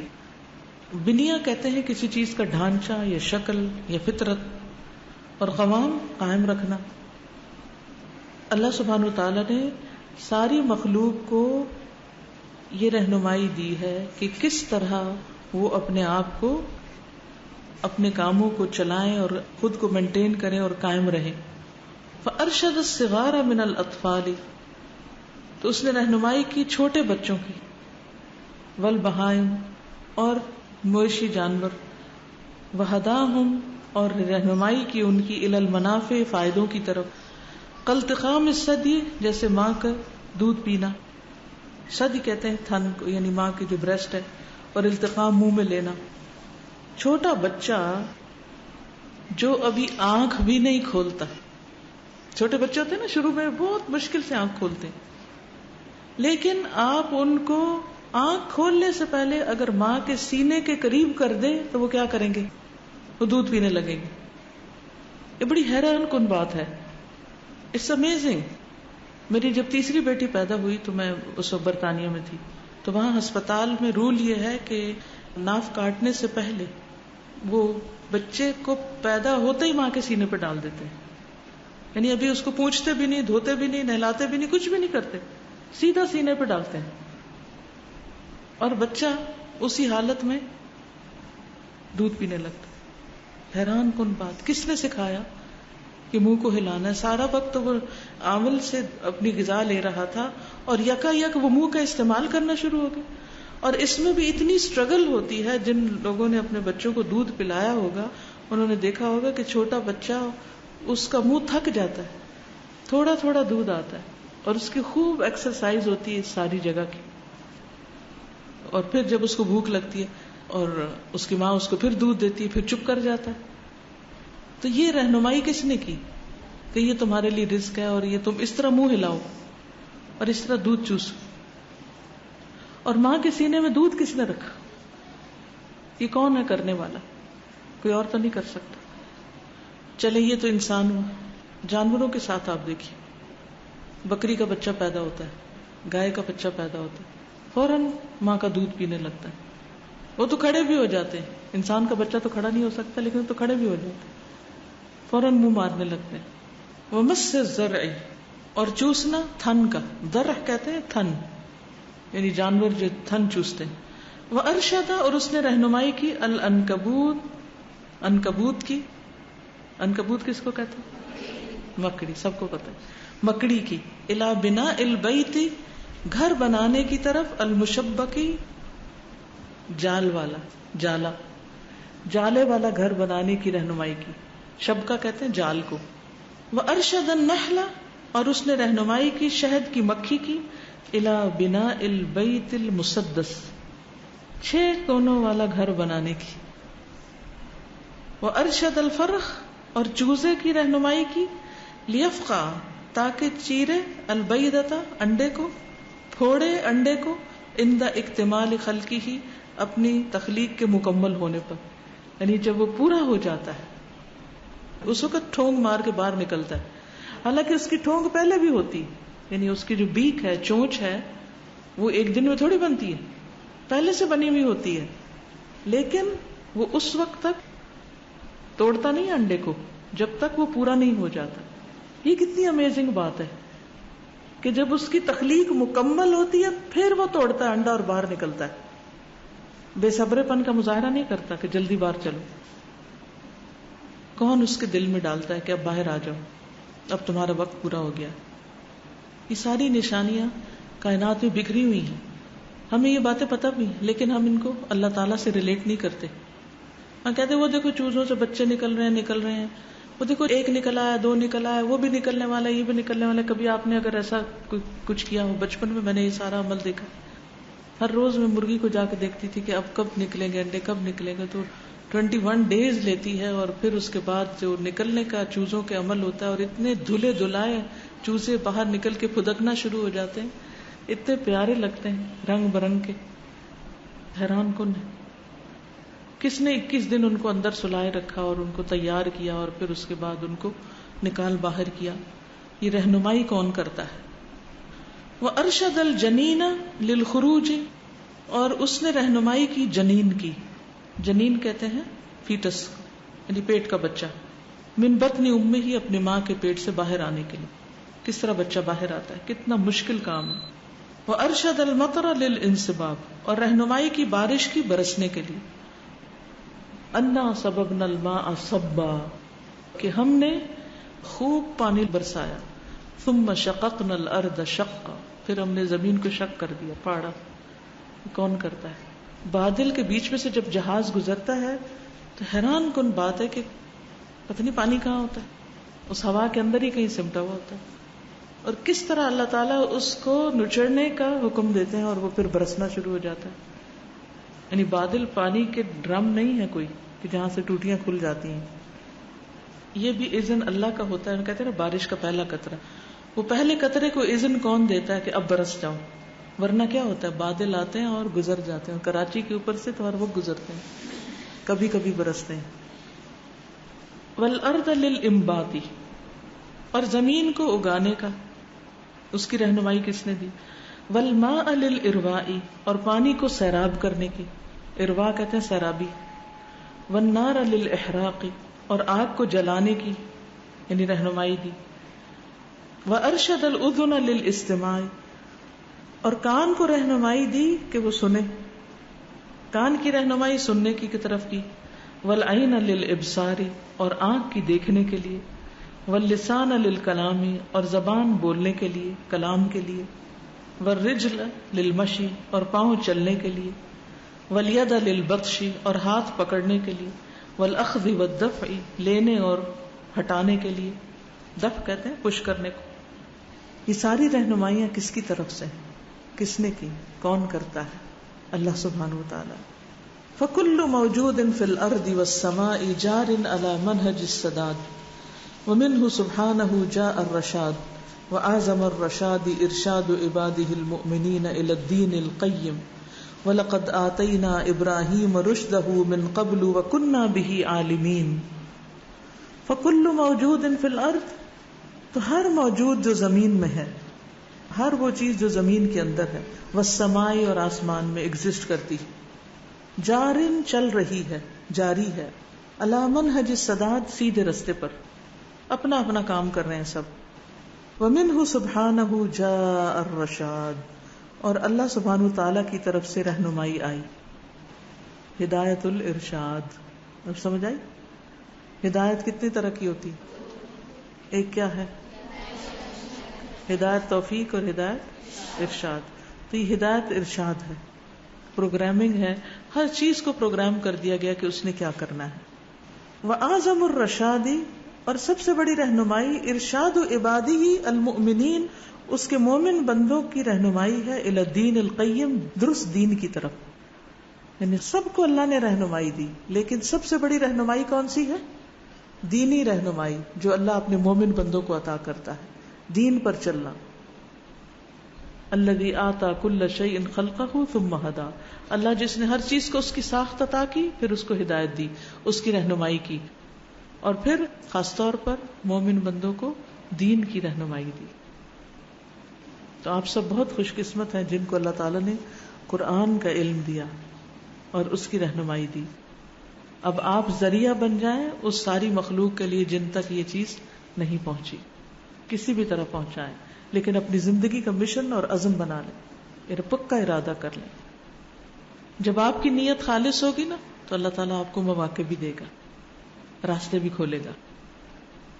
وَلَقَدْ آتَيْنَا إِبْرَاهِيمَ رُشْدَهُ، اور البتہ تحقیق دی ہم نے ابراہیم کو اس کی ہدایت، من قبل، اس سے پہلے ہی، وَكُنَّا بِهِ عَالِمِينَ، اور ہم اس کو جاننے والے تھے. یعنی شروع سے ہی ہم نے ابراہیم علیہ السلام کو ہدایت دی. وَإِنَّمَا يَحْصُلُ الرُّشْدُ لِلْعَبْدِ إِذَا آمَنَ بِاللَّهِ وَاسْتَقَامَ عَلَى دِينِهِ كَمَا قَالَ سُبْحَانَهُ وَإِذَا سَأَلَكَ عِبَادِي عَنِّي فَإِنِّي قَرِيبٌ أُجِيبُ دَعْوَةَ الدَّاعِ إِذَا دَعَانِ فَلْيَسْتَجِيبُوا لِي وَلْيُؤْمِنُوا بِي لَعَلَّهُمْ يَرْشُدُونَ. وَإِنَّمَا يَحْصُلُ الرُّشْدُ، اور بے شک حاصل ہوتی ہے ہدایت، للعبد، بندے کے لیے، اذا آمن، جب وہ ایمان لاتا ہے، باللہ، اللہ پر. ہدایت کب ملتی ہے؟ ایمان لانے کے بعد. واستقام علی دینہ، اور اس کے دین پر استقامت کے بعد. کما قال سبحانہ، جیسے اللہ تعالیٰ کا فرمان ہے، وَإِذَا سَأَلَكَ عِبَادِي عَنِّي، اور جب سوال کریں آپ سے میرے بندے میرے بارے میں، فَإِنِّي قَرِيب، تو بے شک میں قریب ہوں. اجیب دعوت الداعی، میں جواب دیتا ہوں پکارنے والے کی پکار کا، اذا دعانی، جب بھی وہ مجھے پکارتا ہے. فلیستجیبوا لی، چاہیے کہ وہ بھی میری بات مانیں، ولیؤمنوا بی، اور چاہیے کہ مجھ پر ایمان لائیں، لعلہم یرشدون، تاکہ وہ ہدایت پائیں. تو ہدایت پانے کے لیے اللہ کی بات ماننا، اللہ پر ایمان لانا، تو دینے والا اللہ ہے. اب آپ میں سے کوئی کچھ کہے. جی استاذہ، جو بات ہوئی گائیڈنس کی اور انسٹنکٹ کی کہ اللہ تعالیٰ نے جو رہنمائی کی ہے ساری کریچرز کی، اس میں کیڑے مکوڑے بھی ہیں، جانوروں کی بھی بات ہم نے پڑھی، تو اس میں جو سلک ورم ہے، یہ جو سلک ویو کرتا ہے، تو اس کی ہسٹری اس طرح سے ہے کہ کہتے ہیں ایک جاپنیز پرنسس تھی، وہ ایک دفعہ کسی جنگل سے گزر رہی تھی، تو اس کو درخت کے نیچے چھوٹے چھوٹے ککونس نظر آئے سلک ورم کے، تو اس کو بڑے امیزنگ سی لگی کہ کیا چیز ہے یہ. اٹھا کے اس کو گھر لے گئی، اور وہاں پہ جا کے جب وہ ان کی انسٹنکٹ میں ایک چیز تھی، انہوں نے اس میں ککون سے نکل کے ایک دم سے ویونگ کا پروسیس جب سٹارٹ کیا، تو وہ بڑی حیران ہوئی. اس نے اپنے ایکسپرٹس کی جو ٹیم تھی اس کو بلایا، اور انہوں نے باقاعدہ ایکسپیریمنٹیشن کر کے پھر اس طرح سے سلک جو تھی وجود میں آئی. اور ہم دیکھتے ہیں کہ آج کل جو سب سے موسٹ ایکسپینسو سلک ہے وہ والے سلک ورم جو ملبری لیف کھاتے ہیں اس کی ہے. اور کہتے ہیں جو لیڈی ڈیانا کا سب سے فیمس ڈریس تھا وہ بھی انہی سلک ورم سے ویو کیا تھا، اور اس کی باقاعدہ وہ فارمنگ بھی کیا کرتی تھی. تو یہ ساری چیزیں آپ دیکھیں کہ وہ ایک سلک اگر وہ نہ گزرتی وہاں سے، انسٹنکٹ میں تو تھی، تو اللہ تعالیٰ نے کیسے وہ چیز ایک ڈسکور کر دی اور ہم تک پہنچا دی کہ اللہ تعالیٰ بندوبست بھی کرتے ہیں چیزوں کا. اسی طرح جتنی بھی انوینشنز ہیں، یعنی یہ بھی ایک انوینشن ہے نا، تو جتنی بھی انوینشنز ہیں ہم سب سائنٹسٹ کا نام لیتے ہیں، فلاں نے یہ ایڈیسن نے بلب ایجاد کیا، اور مارکونی نے ریڈیو ایجاد کیا، اور فلاں نے فلاں چیز، مختلف نام لیتے رہتے ہیں، لیکن ان کی بھی رہنمائی کس نے کی؟ اصل میں اللہ سبحانہ و تعالیٰ نے. السلام علیکم. وعلیکم السلام. استاذہ، ہمارے پاس نا بلیاں ہیں، تو ایک دفعہ کیا ہوا کہ 3-4 بلیوں نے اکٹھے بچے دے دیے. اب ایک ہی جگہ سب رکھے ہوئے تھے، اور میری بیٹیاں اور میں اب ایک ایک دن کے فرق سے اب ہمیں سمجھنا آئے کہ کس نے کس کا دودھ پینا ہے، اور ہم آپس میں لڑیں کہ نہیں یہ اس کا بچہ ہے، نہیں یہ اس کا، اور وہ بچے خود جو ان کی ماں تھی اس کے پاس ہی جاتے، تو سمجھ نہیں آتی تھی، اور ہمارا دن سارا دن لڑ لڑ کے گزرتا، نہیں یہ اپنے اس کو پلا رہی ہے، نہیں وہ بچے اپنی ماں کے پاس ہی جاتے تھے. کٹھے 16 بچے تھے اور 4 بلیاں تھی ایک ساتھ، لیکن وہ اپنے ماں کے پاس ہی جاتے تھے. اللہ سبحانہ وتعالیٰ کی قدرت کی نشانی آپ کو دکھانی، اتنی بڑی نشانی کہ ان بچوں کی رہنمائی کس نے کی. اور ایک بلی تھی وہ نہیں پلاتی تھی، اور وہ اتنا روتے تھے اتنا روتے تھے. پھر میری بیٹی اس کو نا کاٹن سے یا سرنج سے پلاتی، اور ایک جو تھی وہ جا کے ان کو پیار کرتی اور اپنے پاس گھسیٹتی. اس کو پتا ہوتا کہ یہ رو رہے ہیں ان کو پینا ہے، تو ہمیں پتا چلتا کہ ان بچوں نے نہیں پیا ہوا. ہمیں نہیں خود سے اتنا اندازہ ہوتا کہ روتا کون ہے اور کون بھوکا ہے. بالکل. انسانوں میں سے بھی کئی مائیں ایسی ظالم ہوتی ہیں جو اپنے بچوں کو دودھ نہیں پلاتی. آپ ان میں سے نہ ہونا. اب دیکھیے کہ کائنات کو دیکھنے کے 2 نقطہ نظر ہیں، یہ 2 نگاہیں. ایک آپ ان سب چیزوں کو انسانوں کی طرف منسوب کر دیں، ٹیکنالوجی کی طرف منسوب کر دیں، اور ایک ان چیزوں کو آپ اللہ کی طرف منسوب کریں کہ آتا وہاں سے ہے. یہ الگ بات ہے کہ اللہ کس کو کیا چیز عطا کر دے، یہ پھر اس کا فیصلہ ہوتا ہے کہ کون کس چیز کا مستحق ہے، کس کو یہ آنر بخشنا ہے کہ اس کو وہ راہ دکھا دے. السلام علیکم. میں تھوڑا سا ایکسپیرینس شیئر کرنا چاہ رہی تھی کہ قرآن کا علم نہیں پڑھا تھا، اور جب قرآن پڑھا تو چیزوں کو دیکھنے کا اور سمجھنے کا جو صلاحیت پیدا ہوئی. جیسے مجھے سمندری سفر کا اتفاق ہوا تو میں نے فارمیشن آف کلاؤڈس کو بنتے ہوئے دیکھا، بادلوں کو. جیسے پانی جب ایوپریٹ ہو کے اوپر جاتا ہے اور اس کی فارمیشن ہو رہی ہوتی ہے، تو میں سمجھتی شاید یہ کوئی بھنور ہے یا کوئی ایسی چیز ہے. کچھ سمجھ نہیں آتا تھا کہ یہ کیا ہے، لیکن جب پتا چلا تو پتا چلا کہ یہ پانی جو ایواپریٹ ہو کے اوپر جا رہا ہے اور اس سے بادلوں کی فارمیشن ہو رہی ہے. اور پھر جب میں صبح دیکھا کرتی تھی سمندر کے کنارے پہ ارلی ان دا مارننگ، تو مجھے ڈھیریاں نظر آتی تھیں بادلوں کی. تو اس وقت مجھے قرآن کی وہ آیتیں سمجھ آتی تھی بہت خوبصورتی سے کہ اللہ تعالیٰ حکم کرتے ہیں ان بادلوں کو جنہوں نے جہاں برسنا ہوتا ہے اور فرشتے انہیں وہاں لے جاتے ہیں. تو وہ چیزیں میں دیکھتی تھی تو مجھے قرآن اور اللہ تعالیٰ پہ اتنا پیار آتا تھا. میں سوچتی تھی کہ اللہ تعالیٰ نے کب سے یہ چیزیں رکھی نا، اور ہمیں احساس ہی نہیں تھا. اب اس میں بھی دیکھیے کہ جیسے بادل اٹھتے ہیں تو ان بادلوں کو یہ کون بتاتا ہے کہ کس طرف کو جانا ہے، مشرق کو جانا ہے، مغرب کو جانا ہے، شمال کو جانا ہے، جنوب کو جانا ہے، کس طرف کو رخ اختیار کرنا ہے، اور کتنا فاصلہ طے کرنا ہے، اور کہاں جا کے برسنا ہے. یہ سب پلاننگ اللہ سبحانہ وتعالیٰ کی ہوتی ہے. تو الحمدللہ قرآن کے علم نے اتنا کچھ سکھایا اور اتنا کچھ دکھایا. مطلب یہ بھی نہیں سوچ سکتے کہ جب پڑھانے کا تھا کہ قرآن کو پڑھانا ہے تو اللہ تعالیٰ نے وہ ساری چیزیں ایسے دکھا دی جیسے حق الیقین کے ساتھ ہم جب کسی کو بتائیں تو ہمارے اندر وہ چیزیں موجود ہوں کہ ہم حق بتا رہے ہیں. بالکل الحمدللہ. جی السلام علیکم استاذہ. جب قرآن میں پڑھا تھا ہم لوگوں نے کہ بادلوں کو جو ہے فرشتے لے کے جاتے ہیں ان کو، تو تب سے میں نے آبزرو کرنا شروع کیا کہ میں سامنے جو بلڈنگ ہے اس کے اوپر جو بادل ہیں اس سامنے سے پیچھے کی طرف جاتے ہیں. تو میں روزانہ جب بھی ان کو آبزرو کرتی ہوں تو ان کی ڈائریکشن وہی ہوتی ہے. کبھی آج تک ایسا نہیں ہوا کہ وہ رائٹ ہوئے ہوں یا لیفٹ ہوئے ہوں. تو اللہ تعالیٰ نے ان کو ہدایت دی، اور اگر ان کی ڈرائیونگ خود سے ہوتی، مطلب خود سے چل رہے ہوتے تو رینڈم ہوتے، کہیں بھی جا سکتے ہیں. اور ہے فیضٹ ادھر ادھر جا رہے ہیں آ رہے ہیں، نہ کہیں برستے نہ کہیں کچھ پتہ چلتا. اور یہ جو پیشن گوئیاں ہم کر لیتے ہیں یہ بھی نہ کر سکتے. استاذہ ایک ایکسپیرینس شیئر کروں گی اس کا.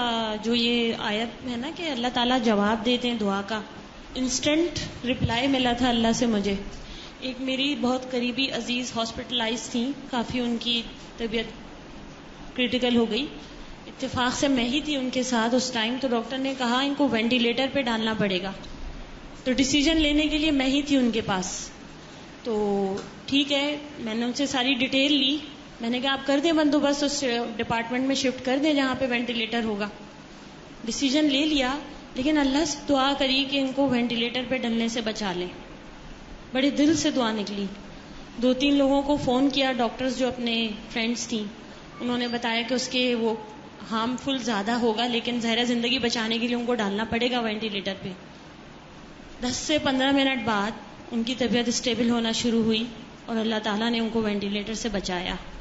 ہم جتنا شکر ادا کریں کم ہے کہ وینٹیلیٹر کا ہم اگر خرچہ نکالیں تو صرف 40,000 کا ہم دن میں سانس لے رہے ہیں لیاقت نیشنل ہاسپٹل کے تھرو، آغا خان کے تھرو ₹1,00,000 کا صرف سانس لے رہے ہیں ہم، فری، کوئی کاسٹ نہیں لے رہا اللہ تعالیٰ ہم سے.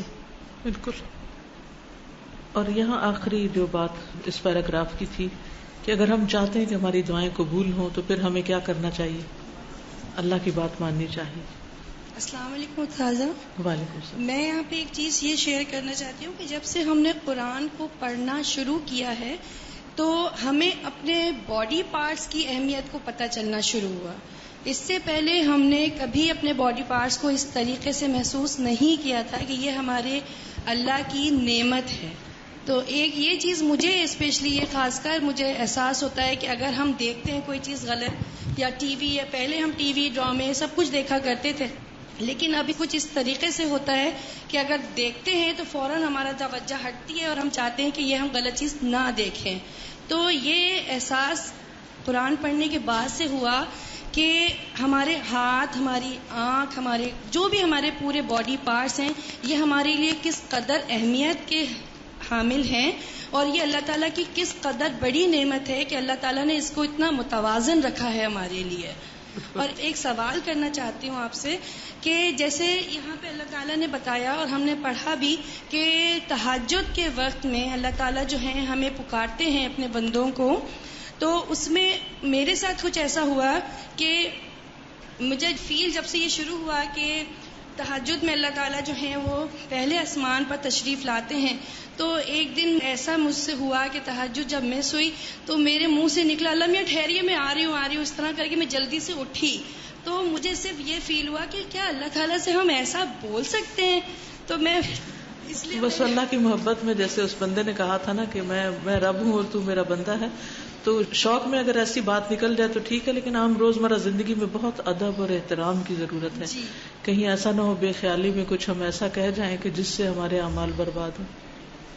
شکریہ. وَهُوَ سُبْحَانَهُ الْكَرِيمُ الرَّحِيمُ الَّذِي بَعَثَ الرُّسُلَ إِلَى الْأُمَمِ بِالدِّينِ وَهُوَ الَّذِي يَبْعَثُ الْأَرْوَاحَ وَالْأَجْسَادَ بَعْدَ الْمَوْتِ لِيَوْمِ النُّشُورِ وَهُوَ الَّذِي يَبْعَثُ مَنْ فِي الْقُبُورِ وَالَّذِي بَعَثَ رُسُلَهُ لِلْهِدَايَةِ وَبَعَثَ عِبَادَهُ إِلَى الطَّاعَةِ وَأَرْسَلَ الشَّيَاطِينَ لِلْغَوَايَا وَابْتَلَى هَؤُلَاءِ بِهَؤُلَاءِ. وَهُوَ سُبْحَانَهُ الْكَرِيمُ الرَّحِيمُ. اللہ سبحانہ وتعالی کرم کرنے والا، رحم فرمانے والا ہے. الذی، وہ جس نے بعث الرسل، بھیجا رسولوں کو، الی الامم، طرف امتوں کے، بالدین، دین دے کر. یعنی اللہ سبحانہ وتعالی کی یہ رحمت ہے کہ اس نے مختلف امتوں کی طرف رسولوں کو دین کے ساتھ بھیجا. وَهُوَ الَّذِي يَبْعَثُ الْأَرْوَاحَ وَالْأَجْسَادَ، اور وہی زندہ کرے گا روحوں کو اور جسموں کو، بعد الموت، موت کے بعد، لیوم النشور، دوبارہ جی اٹھنے کے دن. یعنی اللہ سبحانہ وتعالی ہی اپنے بندوں کو جو مر چکے ہیں، جن کی روحیں اور جسم گل چکے ہیں، ختم ہو چکے ہیں، ان کو دوبارہ زندہ کرے گا، اٹھائے گا. وَهُوَ الَّذِي يَبْعَثُ مَن فِي الْقُبُورِ، اور وہی اللہ اٹھائے گا ان سب کو جو قبروں میں ہیں. وَالَّذِي بَعَثَ رُسُلَهُ لِلْهِدَايَةِ، وہی جس نے بھیجا، اٹھایا اپنے رسولوں کو ہدایت کے لیے. وَبَعَثَ عِبَادَهُ إِلَى الطَّاعَةِ، اور بھیجا بندوں کو اطاعت کے لیے. وَأَرْسَلَ الشَّيَاطِينَ لِلْغَوَايَا، اور بھیجا شیطانوں کو گمراہ کرنے کے لیے. وَابْتَلَى هَؤُلَاءِ بِهَؤُلَاءِ، اور آزمایا ان کو ان کے ساتھ، یعنی ایک دوسرے کے لیے فتنہ اور آزمائش بنے انسان اور شیاطین. وَهُوَ سُبْحَانَهُ الْجَامِعُ لِلْفَضَائِلِ كُلِّهَا فَلَهُ الْأَسْمَاءُ الْحُسْنَى وَالصِّفَاتُ الْعُلَى لَهُ الْمُلْكُ وَلَهُ الْحَمْدُ وَهُوَ عَلَى كُلِّ شَيْءٍ قَدِيرٌ. وَهُوَ سُبْحَانَهُ، اور وہ اللہ سبحانہ وتعالی، الجامع، جمع کرنے والا ہے، للفضائل كلها، سارے فضائل کو، یعنی ساری اچھی چیزیں اس میں جمع ہیں. فَلَهُ الْأَسْمَاءُ الْحُسْنَى، بس اسی کے لیے ہیں اچھے اچھے نام، خوبصورت نام. وَالصِّفَاتُ الْعُلَى، اور بلند صفات. لَهُ الْمُلْكُ وَلَهُ الْحَمْدُ، اسی کے لیے ہے بادشاہت اور اسی کی ہے تعریف. وَهُوَ عَلَى كُلِّ شَيْءٍ قَدِيرٌ، اور وہ ہر چیز پر قدرت رکھتا ہے. وَهُوَ سُبْحَانَهُ الْجَامِعُ حَقًّا بَيْنَ الْمُتَفَرِّقَاتِ وَالْمُتَبَايِنَاتِ کما جمع بین الحرارۃ والبرودۃ والرطوبۃ والیبوسۃ فی امزجۃ الحیوانات وہی متنافرات متعاندات فہو سبحانہ الجامع بکل اعتبار. اور وہ اللہ سبحانہ تعالیٰ جمع کرنے والا ہے حقیقت میں متفرق اور متفاوت چیزوں کو جو ایک دوسرے سے مختلف ہوتی ہیں، ان کو اکٹھا کر دیتا ہے. کما جمع بین الحرارۃ والبرودۃ، جیسے اس نے جمع کیا حرارت کو اور برودت یعنی ٹھنڈک کو. دیکھیے جہاں بھی گرمی ہوتی ہے وہاں کیا ہوتا ہے، ٹھنڈک بھی ہوتی. جیسے آپ کو جو گرمی ہوتی ہے پسینہ آتا ہے، پھر کیا ہوتا ہے، جسم پسینے کی وجہ سے حرارت نکلتی تو ٹھنڈک آنے لگتی، آگ بجھنے لگتی ہے تو گرمی دور ہونے لگتی. والرطوبۃ والیبوسۃ، رطوبت ویٹنس اور یبوست خشکی کو. فی امزجۃ الحیوانات، حیوانات کے مزاجوں میں. وہی متنافرات متعاندات، اور وہ ایک دوسرے سے مختلف بھی ہیں اور ایک دوسرے کے معاند بھی ہیں یعنی مخالف بھی ہیں. فہو سبحانہ الجامع بکل اعتبار، وہ اللہ سبحانہ تعالیٰ جمع کرنے والا ہے چیزوں کو ہر اعتبار سے، یعنی وہ دو مختلف چیزوں کو جو مختلف مزاج رکھتی ہیں، مختلف طرح کی ہوتی ہیں، ان کو اکٹھا کر دیتا ہے. فسبحان القادر الذي لا يعجزه شيء في الارض ولا في السماء جمع بين الماء والارض فجاء النبات وجمع بين الذكر والانثى فجاء الاولاد ان ربك فعال لما يريد. فسبحان القادر، پس پاک ہے وہ قدرت رکھنے والا، الذي وہ جو لا يعجزه شيء نہیں عاجز کرتی اس کو کوئی بھی چیز، نہیں ہرا سکتی اس کو یا مغلوب کر سکتی کوئی بھی چیز، فی الارض زمین میں، ولا فی السماء اور نہ آسمان میں.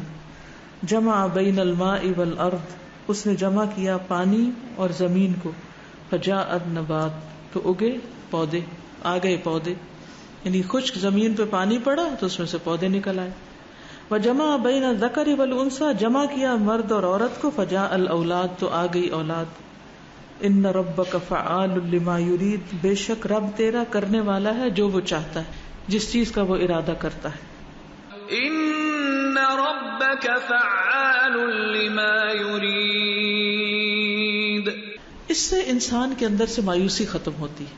بعض اوقات ہم ایک حالت میں ہوتے ہیں، گرمی ہوتی ہے تو ہم سوچتے ہیں کہ یہ پتہ نہیں کبھی جائے گی کہ نہیں، تو مایوسی ہونے لگتی. لیکن پھر اللہ تعالیٰ بادل لے آتا ہے، ہوا چلا دیتا ہے، بارش برس جاتی اور وہ کیفیت بدل جاتی. باقی چیزوں میں بھی اسی طرح ہے، یعنی اللہ تعالیٰ نے مختلف چیزیں بنائی اور پھر ان کو اکٹھا کر دیا اور ان مختلف چیزوں کے ملاپ سے نئی چیزیں پیدا کر دی. ٹھیک ہے، یعنی مختلف مزاج کی چیزیں لیکن وہ جمع ہوتی ہیں تو ان سے نئی چیزیں پیدا ہوتی. اس میں زندگی گزارنے کا ایک بڑا اہم اصول ہے، وہ یہ کہ آپ کے ساتھ، آپ کے آس پاس، ارد گرد سب لوگ آپ کے ہم نوا نہیں ہو سکتے. سوچوں کا، مزاجوں کا اختلاف ہوتا ہے اور بعضوں کا تو ہوتا تکلیف دہ ہے، لیکن اس اختلاف کی وجہ سے نئے آئیڈیاز آتے ہیں، نئی نئی چیزیں جنم لیتی ہیں. اگر سارے لوگ ایک ہی طرح سوچنا شروع ہو جائیں تو پھر کوئی نئی چیز نہیں ہوگی. تو کبھی اگر کوئی شخص آپ کی رائے سے اختلاف کرے تو وقتی طور پر اگر آپ کا دل تھوڑا چھوٹا بھی ہو یا مائنڈ بھی کریں آپ، تو اس کو ایشو نہ بنائیں، ایشو نہ بنائیں. اللہ سے امید رکھیں کہ اس میں سے بھی خیر نکلے گی. نبی صلی اللہ علیہ وسلم کی کامیابی کا راز کیا تھا کہ آپ اپنے مخالفین کو بھی اپنے ساتھ لے کے چلے. خالد بن ولید چند دن پہلے مسلمان ہوئے تھے اور کتنے بڑے بڑے کام ان کے سپرد کر دیے گئے. یہ اعتماد کی بات تھی نا. وہ شخص جو کل تک دشمن کی صف میں تھا آج وہ آپ کا ہو کے لڑ رہا ہے اور آپ کے دین کو فائدہ پہنچا رہا ہے، آپ کے مشن کا ساتھی. تو اس کے لیے ہمیں دل بڑا کرنے کی ضرورت ہوتی ہے. بچے ہوتے ہیں، ایک ماں کے بچے ہوتے ہیں، لیکن ہر ایک کا مزاج فرق، ایک ٹھنڈا ہے، ایک بہت ہی لاؤبالا ہے. تو ہر وقت کمپیریزن نہ کریں. ایک آپ کی مرضی کے مطابق چل رہا ہے اور دوسرا آپ کی مرضی کے خلاف چل رہا ہے. پریشان نہ ہو، کیونکہ جو خلاف چل رہا ہے ہو سکتا ہے وہ اس سے بڑی خیر لائے جو موافق چل رہا ہے، کیونکہ اللہ نے اسے ایک مختلف مزاج کے ساتھ پیدا کیا ہے. تو اختلاف میں بھی حکمت ہے. متفرقات، متباینات، متنافرات، متعاندات، یہ 4 لفظ یاد رکھیں. یعنی سب لوگ آپ کی طرح نہیں ہو سکتے، نہ آپ کی طرح سوچ سکتے ہیں، نہ آپ کی طرح کام کر سکتے ہیں. ان کے اندر کیا خوبی ہے اس کو ڈھونڈیے اور ان کے ساتھ اس کے مطابق معاملہ کیجیے. خود کمپرومائز کیجیے, دوسروں کو نہ کہیے کہ وہ کریں. کوئی کچھ کہنا چاہے گا؟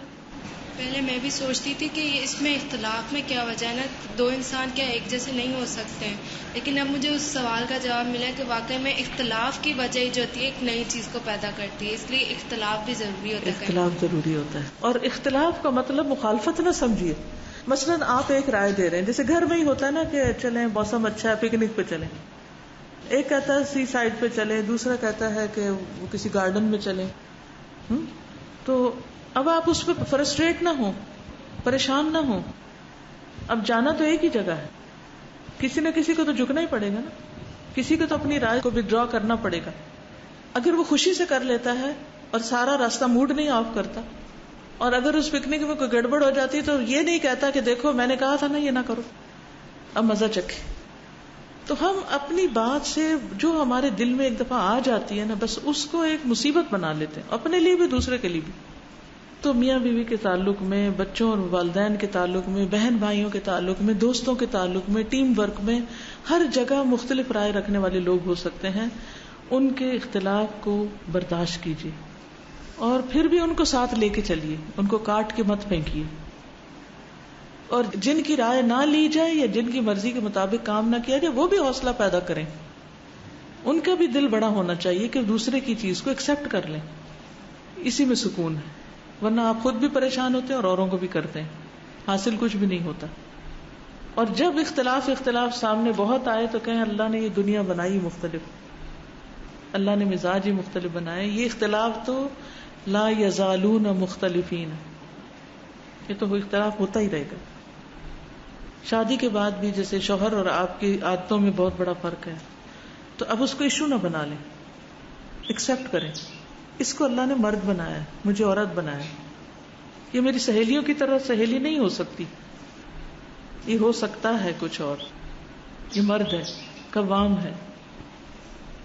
تو ہمیں بعض اوقات اپنی غلطیاں نظر نہیں آتی. آپ کچھ کہنا چاہتے ہیں؟ السلام علیکم استاذہ. مجھے جو اختلاف سے ایک بات سمجھ آئی ہے کہ آپ کو اس کی پہچان ہو جاتی ہے دوسرے, اگر جیسے سچ ہے یا جھوٹ ہے تو اس سے آپ کو سچ کی پہچان ہو رہی ہے.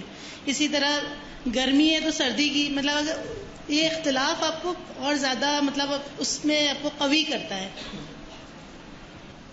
جی استاذہ, یہ ہائیڈروجن اینڈ آکسیجن دو اپوزٹ نیچر کی گیسز ہیں. اس میں ہائیڈروجن کیا کرتی ہے, اپنا ایک ایکسٹرا الیکٹران آکسیجن کے ساتھ شیئر کرتی ہے اور ریزلٹ پروڈکٹ واٹر ہے. بالکل, ایک جلتی ہے دوسری جلاتی ہے. تو اگر یہ آپس میں شیئر نہ کریں تو آپ دیکھیں کیا ہو. استاذہ آپ نے بہت خوبصورت بات سمجھائی ہے, آج بہت اچھی طرح سمجھ میں آئی کہ اصل بہادری تو رشتوں کو نبھانے میں ہے, اختلاف میں.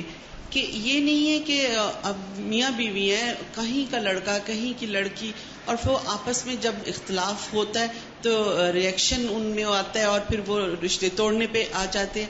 اصل تو بہادری نبھانے میں ہے کہ اس کے باوجود بھی آپ نے رشتوں کو نبھانا ہے, یہ جی تسلیم کرنا ہے اس بات کو 100% کہ کوئی بات نہیں, پھر کیا فورگیٹ اٹ کرنا ہے. تو یہ بہت خوبصورت طریقے سے بات میں سمجھ میں آئی ہے کہ یہ نئی نسل جو ہماری ہے ایک دم ریئیکشن شو کرتی ہے, تو ان کو یہ سمجھنا چاہیے کہ یہ اسی میں حکمت ہے. الحمدللہ اختلاف سے ایک نئی چیز وجود میں آئی. اچھا جملہ یہ, اگر یہی یاد رکھ لیں کہ ایک دوسرے سے الگ بھی ہیں اور اکٹھے بھی ہیں, بس یہی یاد رکھیں. جب کسی سے مشکل آئے تو یاد رکھیں الگ مگر اکٹھے. بس یہ اچھا ایک اصول ہے اور کائنات کا اصول ہے, نیچر ہے, نیچر سے تو نہیں لڑ سکتے نا, اس کے بغیر گزارا ہی نہیں. وَهُوَ سُبْحَانَهُ الْجَامِعُ الَّذِي يَجْمَعُ قُلُوبَ عِبَادِهِ عَلَى الْحَقِّ وَيَجْمَعُ النَّاسَ يَوْمَ الْقِيَامَةِ لِلْحِسَابِ وَيَجْمَعُ الرُّسُلَ وَيَسْأَلُهُمْ عَمَّا كَلَّفَهُمْ بِهِ وَيَجْمَعُ الْمُؤْمِنِينَ فِي الْجَنَّةِ وَيَجْمَعُ الْكُفَّارَ وَالْمُنَافِقِينَ فِي النَّارِ كَمَا قَالَ سُبْحَانَهُ ربنا انك جامع الناس ليوم لا ريب فيه ان الله لا يخلف الميعاد. وهو سبحانه, اور وہ اللہ سبحانہ تعالی, الجامع جمع کرنے والا ہے, الذي وہ جو, يجمع قلوب عباده على الحق جمع کرتا ہے بندوں کے دلوں کو حق پر, ويجمع الناس يوم القيامة للحساب اور جمع کرے گا لوگوں کو قیامت کے دن حساب کے لیے. وَيَجْمَعُ الرُّسُلَ اور جمع کرے گا رسولوں کو. وَيَسْأَلُهُمْ اور ان سے سوال کرے گا. اما کلفہم بہ جس چیز کا ان کو مکلف بنایا، جو ذمہ داری ان کو دی. وَيَجْمَعُ الْمُؤْمِنِينَ فِي الْجَنَّةِ اور جمع کرے گا مومنوں کو جنت میں. وَيَجْمَعُ الْكُفَّارَ وَالْمُنَافِقِينَ فِي النَّارِ اور جمع کرے گا کفار اور منافقین کو آگ میں. کما قال سبحانہ جیسے اللہ تعالیٰ کا فرمان ہے، ربنا انک جامع الناس لیوم لا ریب فیہ، اے ہمارے رب بے شک تو جمع کرنے والا ہے لوگوں کو اس دن لا ریب فیہ جس میں کوئی شک نہیں. ان اللہ لا یخلف المیعاد بے شک اللہ وعدوں کے خلاف نہیں کرتا. اللہ تعالی ان اللہ جامع المنافقین والکافرین فی جہنم جمیعا، اور اللہ تعالی نے فرمایا بے شک اللہ تعالی منافقوں اور کافروں کو سب کو جہنم میں اکٹھا کرنے والا ہے، جمع کرنے والا. سریع الحساب و سریع العقاب و شدید العقاب، اور وہ اللہ سبحانہ و تعالی جلد لینے والا ہے حساب، اور وہ جلد دینے والا ہے سزا، اور وہ شدید ہے سزا دینے میں. یعاقب الکافرین لکفرہم والعصاة لعصیانہم ویعاجل من شاء بعقوبتہ فی الدنیا ویؤخر عقوبۃ من شاء الی الآخرۃ ویعفو عمن یشاء ان ربک سریع العقاب وانہ لغفور رحیم. یعاقب الکافرین سزا دے گا کافروں کو، لکفرہم ان کے کفر کی وجہ سے، والعصاة اور گناہگاروں کو، لعصیانہم ان کے گناہوں کی وجہ سے، یعنی قیامت کے دن. فیعاجل پس جلدی دیتا ہے، من شاء جس کو چاہتا ہے، بعقوبتہ اس کی سزا، یعنی دنیا میں بھی سزا دے دیتا ہے، پھر دنیا میں. ویؤخر عقوبۃ من شاء الی الآخرہ اور مؤخر کر دیتا ہے، ڈیلے کر دیتا ہے سزا کو جس کو چاہتا ہے آخرت میں. جس کی سزا چاہتا ہے دنیا میں بھی دے دیتا ہے، اور جس کو چاہتا ہے آخرت میں سزا دیتا ہے. وَيَعْفُو عَمَّن يَشَاءُ اور جس کو چاہتا ہے معاف کر دیتا ہے، جس سے چاہتا ہے درگزر فرماتا ہے. ان ربک سریع العقاب بے شک تیرا رب جلد دینے والا ہے سزا. وَإِنَّهُ لَغَفُورٌ الرحیم اور بے شک وہ البتہ غفور الرحیم ہے. ان ربک سریع العقاب وانہ لغفور رحیم.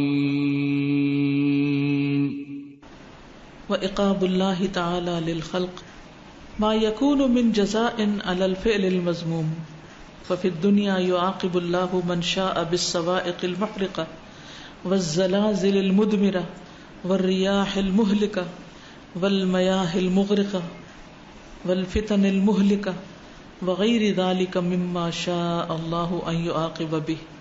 وهذا العقاب مهما حل بكافر كان نقمة كما قال سبحانه فلما آسفونا انتقمنا منهم فأغرقناهم أجمعين. وعقاب اللہ تعالی للخلق اور اللہ کی سزا مخلوق کے لیے، ما یکون من جزاء جو ہوتی ہے بدلے میں سے یہ جزا، علی فعل المذموم برے کام پر، مذمت کیے ہوئے کام پر. دنیا میں نہیں، ویسے ہی اللہ سبحانہ وتعالی مخلوق کو سزا کب دیتا ہے؟ جب وہ کوئی برا کام کرتے ہیں. ففی الدنیا یعاقب اللہ پس دنیا میں سزا دیتا ہے اللہ، من شاء جس کو وہ چاہتا ہے. کیسے دیتا ہے؟ بالصواعق المحرقۃ جلا دینے والی بجلیوں کے ذریعے، یعنی ان پہ بجلیاں برساتا ہے جس سے وہ جل کے راکھ ہو جاتے ہیں. والزلازل المدمرۃ اور ایسے زلزلوں سے جو تباہ کر دینے والے، دمرناہم تدمیرا برباد کر دینے والے. والریاح اور ہوائیں المہلکہ ہلاک کرنے والی. کون سی قوم ہوا سے ہلاک کی گئی تھی اور کون سی قوم زلزلے سے ہلاک کی گئی تھی؟ قوم سمود. والمیاہ المغرقہ اور پانی غرق کر دینے والے، یہ کون سی قوم تھی؟ قوم نوح. والفتن المہلکہ اور فتنے جو ہلاک کر دینے والے ہیں. وغیر ذالک وغیرہ وغیرہ، مما شاء اللہ اس میں سے جو چاہتا ہے اللہ، ان یعاقب بہ کی سزا دے اس کے ساتھ، یعنی جس کو جس طریقے پر وہ چاہتا ہے سزا دیتا ہے. وہذا العقاب اور یہ سزا، مہما حل بکافر جب بھی اترتی ہے کسی کافر پر کان نقمتن ہوتا ہے بدلہ یا بدلے میں دی ہوئی سزا. کما قال سبحانہ وتعالی فلما آسفونا پھر جب انہوں نے غصہ دلایا ہمیں انتقمنا منہم ہم نے ان سے انتقام لیا فاغرقناہم اجمعین تو ان سب کو ہم نے غرق کر دیا. ومہما حل العقاب بعصاة المؤمنین کان رحمۃ لہم وکفارۃ لذنوبہم وطہارۃ لقلوبہم ان تابوا وانابوا. اور جو بھی جب بھی اترتا ہے کوئی عذاب گناہگار مومنوں پر کان رحمت لہم وہ ان کے لیے حق میں رحمت ہوتا ہے. کافر کے لیے کیا ہوتا ہے؟ نقمت سزا ہوتی ہے، عذاب ہوتا ہے. اور مومن کے لیے مصیبت دنیا کی کیا ہوتی ہے؟ رحمت ہوتی ہے. وکفارۃ لذنوبہم اور ان کے گناہوں کا کفارہ. کبھی انسان غلط کام کر رہا ہوتا ہے دیر اینڈ دین پکڑا جاتا ہے، اسی وقت کوئی مصیبت آ جاتی تو اس کے گناہوں کا کفارہ ہو جاتا ہے. وطہارۃ لقلوبہم اور ان کے دلوں کی طہارت. ان تابوا وانابوا اگر وہ توبہ کریں اور پلٹ آئیں. وما اصاب من هذه المحن الانبیاء والاولیاء والصالحین المطہرین من الاوزار فلیس ذلک بعقاب. اور جو پہنچتا ہے ان آزمائشوں میں سے، امتحانوں میں سے، مصیبتوں میں سے انبیاء کو، اولیاء کو، صالحین پاکیزہ لوگوں کو، مختلف بوجھوں میں سے، یعنی مختلف جو تکلیفیں آتی ہیں یہ برڈن ہوتے ہیں ان پر، فلیس ذالک بعقاب تو یہ سزا نہیں ہوتی. یعنی انبیاء پر بھی آزمائشیں آتی ہیں، امتحان آتے ہیں، اولیاء صالحین وغیرہ پر، تو یہ سزا کے طور پر نہیں ہوتے. اذ جبکہ العقاب علی جنایا سزا جو ہوتی ہے جرم پر ہوتی، جنایا جرم پر.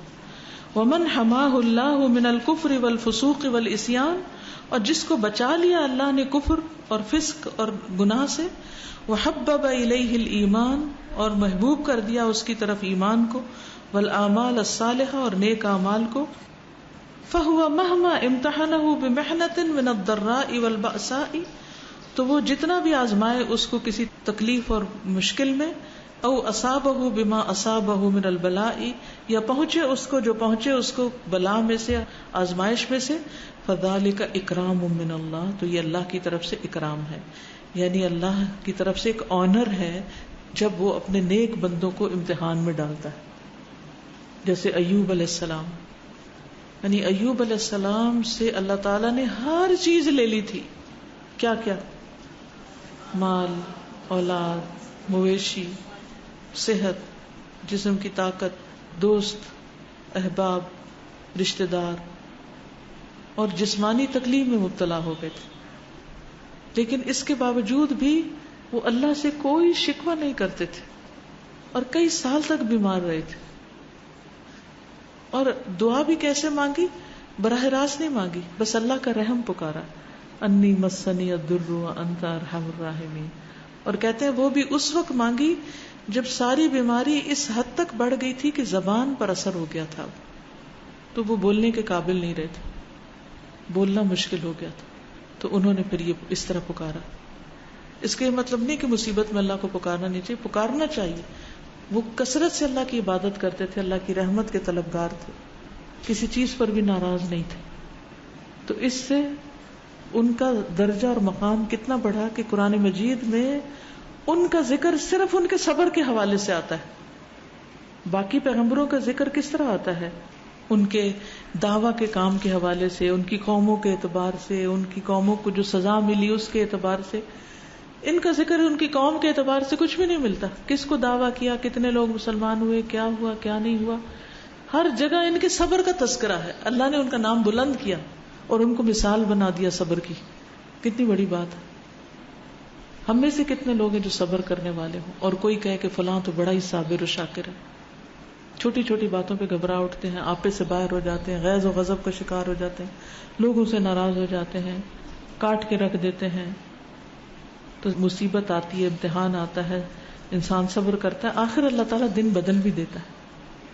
تو یہ کسی نیک بندے پر جب کوئی تکلیف آئے تو یہ نہ سوچیں کہ یہ اس کی کسی گناہ کی وجہ سے آئی، یہ سوچیں اللہ نے اس کو آنر بخشا ہے، یہ اللہ کے کام بہت کرتا تھا، اللہ کی عبادت بہت کرتا تھا، اللہ نے اس کو چن لیا کہ اس کا درجہ اور بڑھانا چاہتا ہے. نیک لوگوں پر آزمائشیں کس لیے آتی ہیں؟ کہ ان کے درجے اور بلند کیے جائیں.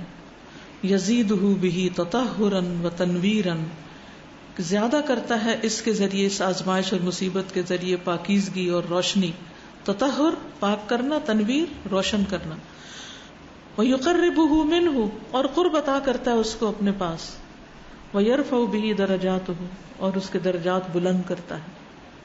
عن ابن مسعود قال دخلت على رسول الله صلی اللہ علیہ وسلم وهو يوعك فقلت يا رسول الله انك توعك وعكا شديدا قال اجل انی اوعک کما یوعک رجلان منکم قلت ذلك بأن لك اجرین قال اجل ذلك كذلك ما من مسلم يصيبه اذى شوکة فما فوقها الا كفر الله بها سیئاته كما تحط الشجرة ورقه متفق علیہ۔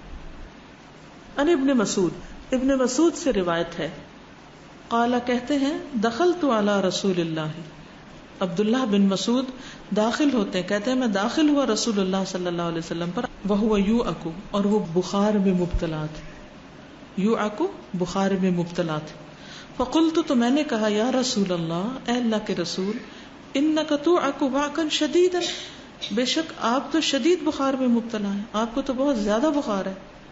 قال اجل، فرمایا جی ہاں، انی اوعک کما یوعک رجلان منکم، بے شک مجھے بخار چڑھتا ہے جیسے تم میں سے 2 آدمیوں کو بخار چڑھتا ہے، جتنا تمہارے 2 لوگوں کو بخار چڑھتا ہے وہ مجھ اکیلے کو چڑھتا ہے، اتنا شدید۔ قلت میں نے کہا ذالک بأن لک اجرین، یہ اس لیے کہ آپ کے لیے دوہرا اجر ہے۔ قال اجل، فرمایا جی ہاں، ذالک کذالک، یہ اسی طرح ہے، ما من مسلم، نہیں کوئی مسلمان، یصیبہ اذن، پہنچتی ہے اس کو کوئی اذیت، شوکتن، کانٹا، فما فوقہا، یا اس سے کچھ زیادہ، یعنی کسی مومن کو کانٹا بھی چبھ جاتا ہے، الا کفر اللہ بہا سیئاتہ، مگر یہ کہ دور کر دیتا ہے اللہ اس کے ذریعے اس کی برائیاں، کما تحط الشجرۃ ورقہا، جیسے گرا دیتا ہے درخت اپنے پتے، اسی طرح مومن کے گناہ سارے جھڑ جاتے ہیں جب اس کو کوئی بخار ہوتا ہے یا کوئی سر درد ہوتی ہے، کوئی تکلیف آتی ہے اس وقت۔ وسئل النبی صلی اللہ علیہ وسلم، اور سوال کیا گیا نبی صلی اللہ علیہ وسلم سے، ای الناس اشد بلاء، کون سے لوگ مصیبت میں سب سے زیادہ شدید ہوتے ہیں، سب سے زیادہ ان کے اوپر تکلیف آتی ہے؟ فقال الانبیاء، تو آپ نے فرمایا الانبیاء، نبی، ثم الامثل فالامثل، پھر جو ان کی طرح ہوتے ہیں۔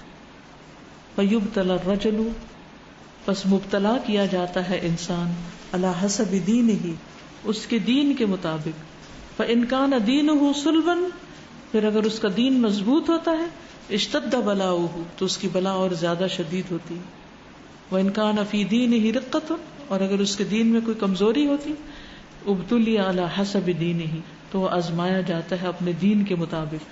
فما يبرح البلاء بالعبد حتى يتركه يمشي على الارض ما عليه خطيئة، تو جب بلا اس سے دور ہوتی ہے، بندے کو چھوڑتی ہے، تو اس طرح اس کو چھوڑتی ہے کہ وہ زمین پہ یوں چل رہا ہوتا ہے کہ اس پہ ایک خطا بھی باقی نہیں ہوتی۔ یعنی جب انسان کسی بڑی مصیبت، کسی بیماری، مثلا کسی کو کینسر ہو گیا یا کسی کو کوئی اور بیماری ہو گئی، کوئی تکلیف ہو گئی، پھر وہ اس تکلیف کے بعد جب صحت یاب ہو کے نکلتا ہے تو وہ گناہوں سے بالکل صاف ستھرا ہو جاتا ہے، جیسے کوئی درخت اپنے سارے پتے جھاڑ دے اور بالکل صاف ہو جائے۔ تو تکلیفوں پر انسان کو بے چین اور بے صبرا نہیں ہونا چاہیے، اللہ تعالیٰ کا اس وقت بھی شکر گزار رہنا چاہیے۔ کوئی کچھ کہنا تو نہیں چاہتا؟ شروع میں جیسے آپ نے بات کی کہ توحید کی بات اس کے اوپر، تو میں مسلسل یہ دیکھ رہی تھی کہ ایک زندگی کا آغاز کیسے ہوتا ہے، ہر ایک کی زندگی کا آغاز مختلف طریقے سے ہے، ہر ایک کا لائف سائیکل ڈفرینٹ پیریڈ کا ہے، پھر اس کے بعد اللہ تعالیٰ نے جو ان کی رہنمائی کی ہے وہ ہر ایک کی ڈفرینٹ ہے، پھر اس کے بعد جو موت ہے، اس کے بعد اللہ تعالیٰ کی کچھ صفات کا ذکر ہے، پھر اللہ تعالیٰ نے جو الجامع کی جو بات کی ہے، اللہ تعالیٰ نے اٹس بیوٹیفل کہ اللہ تعالیٰ نے کس کس طرح کن کن چیزوں کو جمع کیا ہے، پھر مختلف صفات کو مختلف لوگوں میں جو مختلف صفات ہیں ان کو جمع کیا، پھر اللہ تعالیٰ الجامع قیامت کے دن لوگوں کو جمع کرے گا، اور پھر ہر ایک کی کیٹیگری مسلمین ہے، کفار ہے اور مشرکین ہے، ان کو اکٹھا کر کے ان کے حساب سے ان کو جزا یا سزا دے گا۔ تو پوری ایک پکچر اس میں آگے، یعنی آپ دیکھیں کہ عقیدہ آخرت بھی اس سے بہت کلیئر ہوا. اور بہت ساری جو کائنات کی چیزیں جو ہم بلیوں اور چوزوں کی بات کر رہے تھے ہم بالکل ایسے ہی لے رہے ہوتے ہیں, لیکن اللہ اس میں کہاں ہے, اس میں غور کرنے کی ضرورت ہے. بالکل, اس لیے سب کو فقہ القلوب پڑھنے کی ضرورت ہے. ٹھیک ہے, اوکے. سبحانک اللہم و بحمدک اشہد ان لا الہ الا انت استغفرک و اتوب الیک. السلام علیکم و رحمۃ اللہ وبرکاتہ.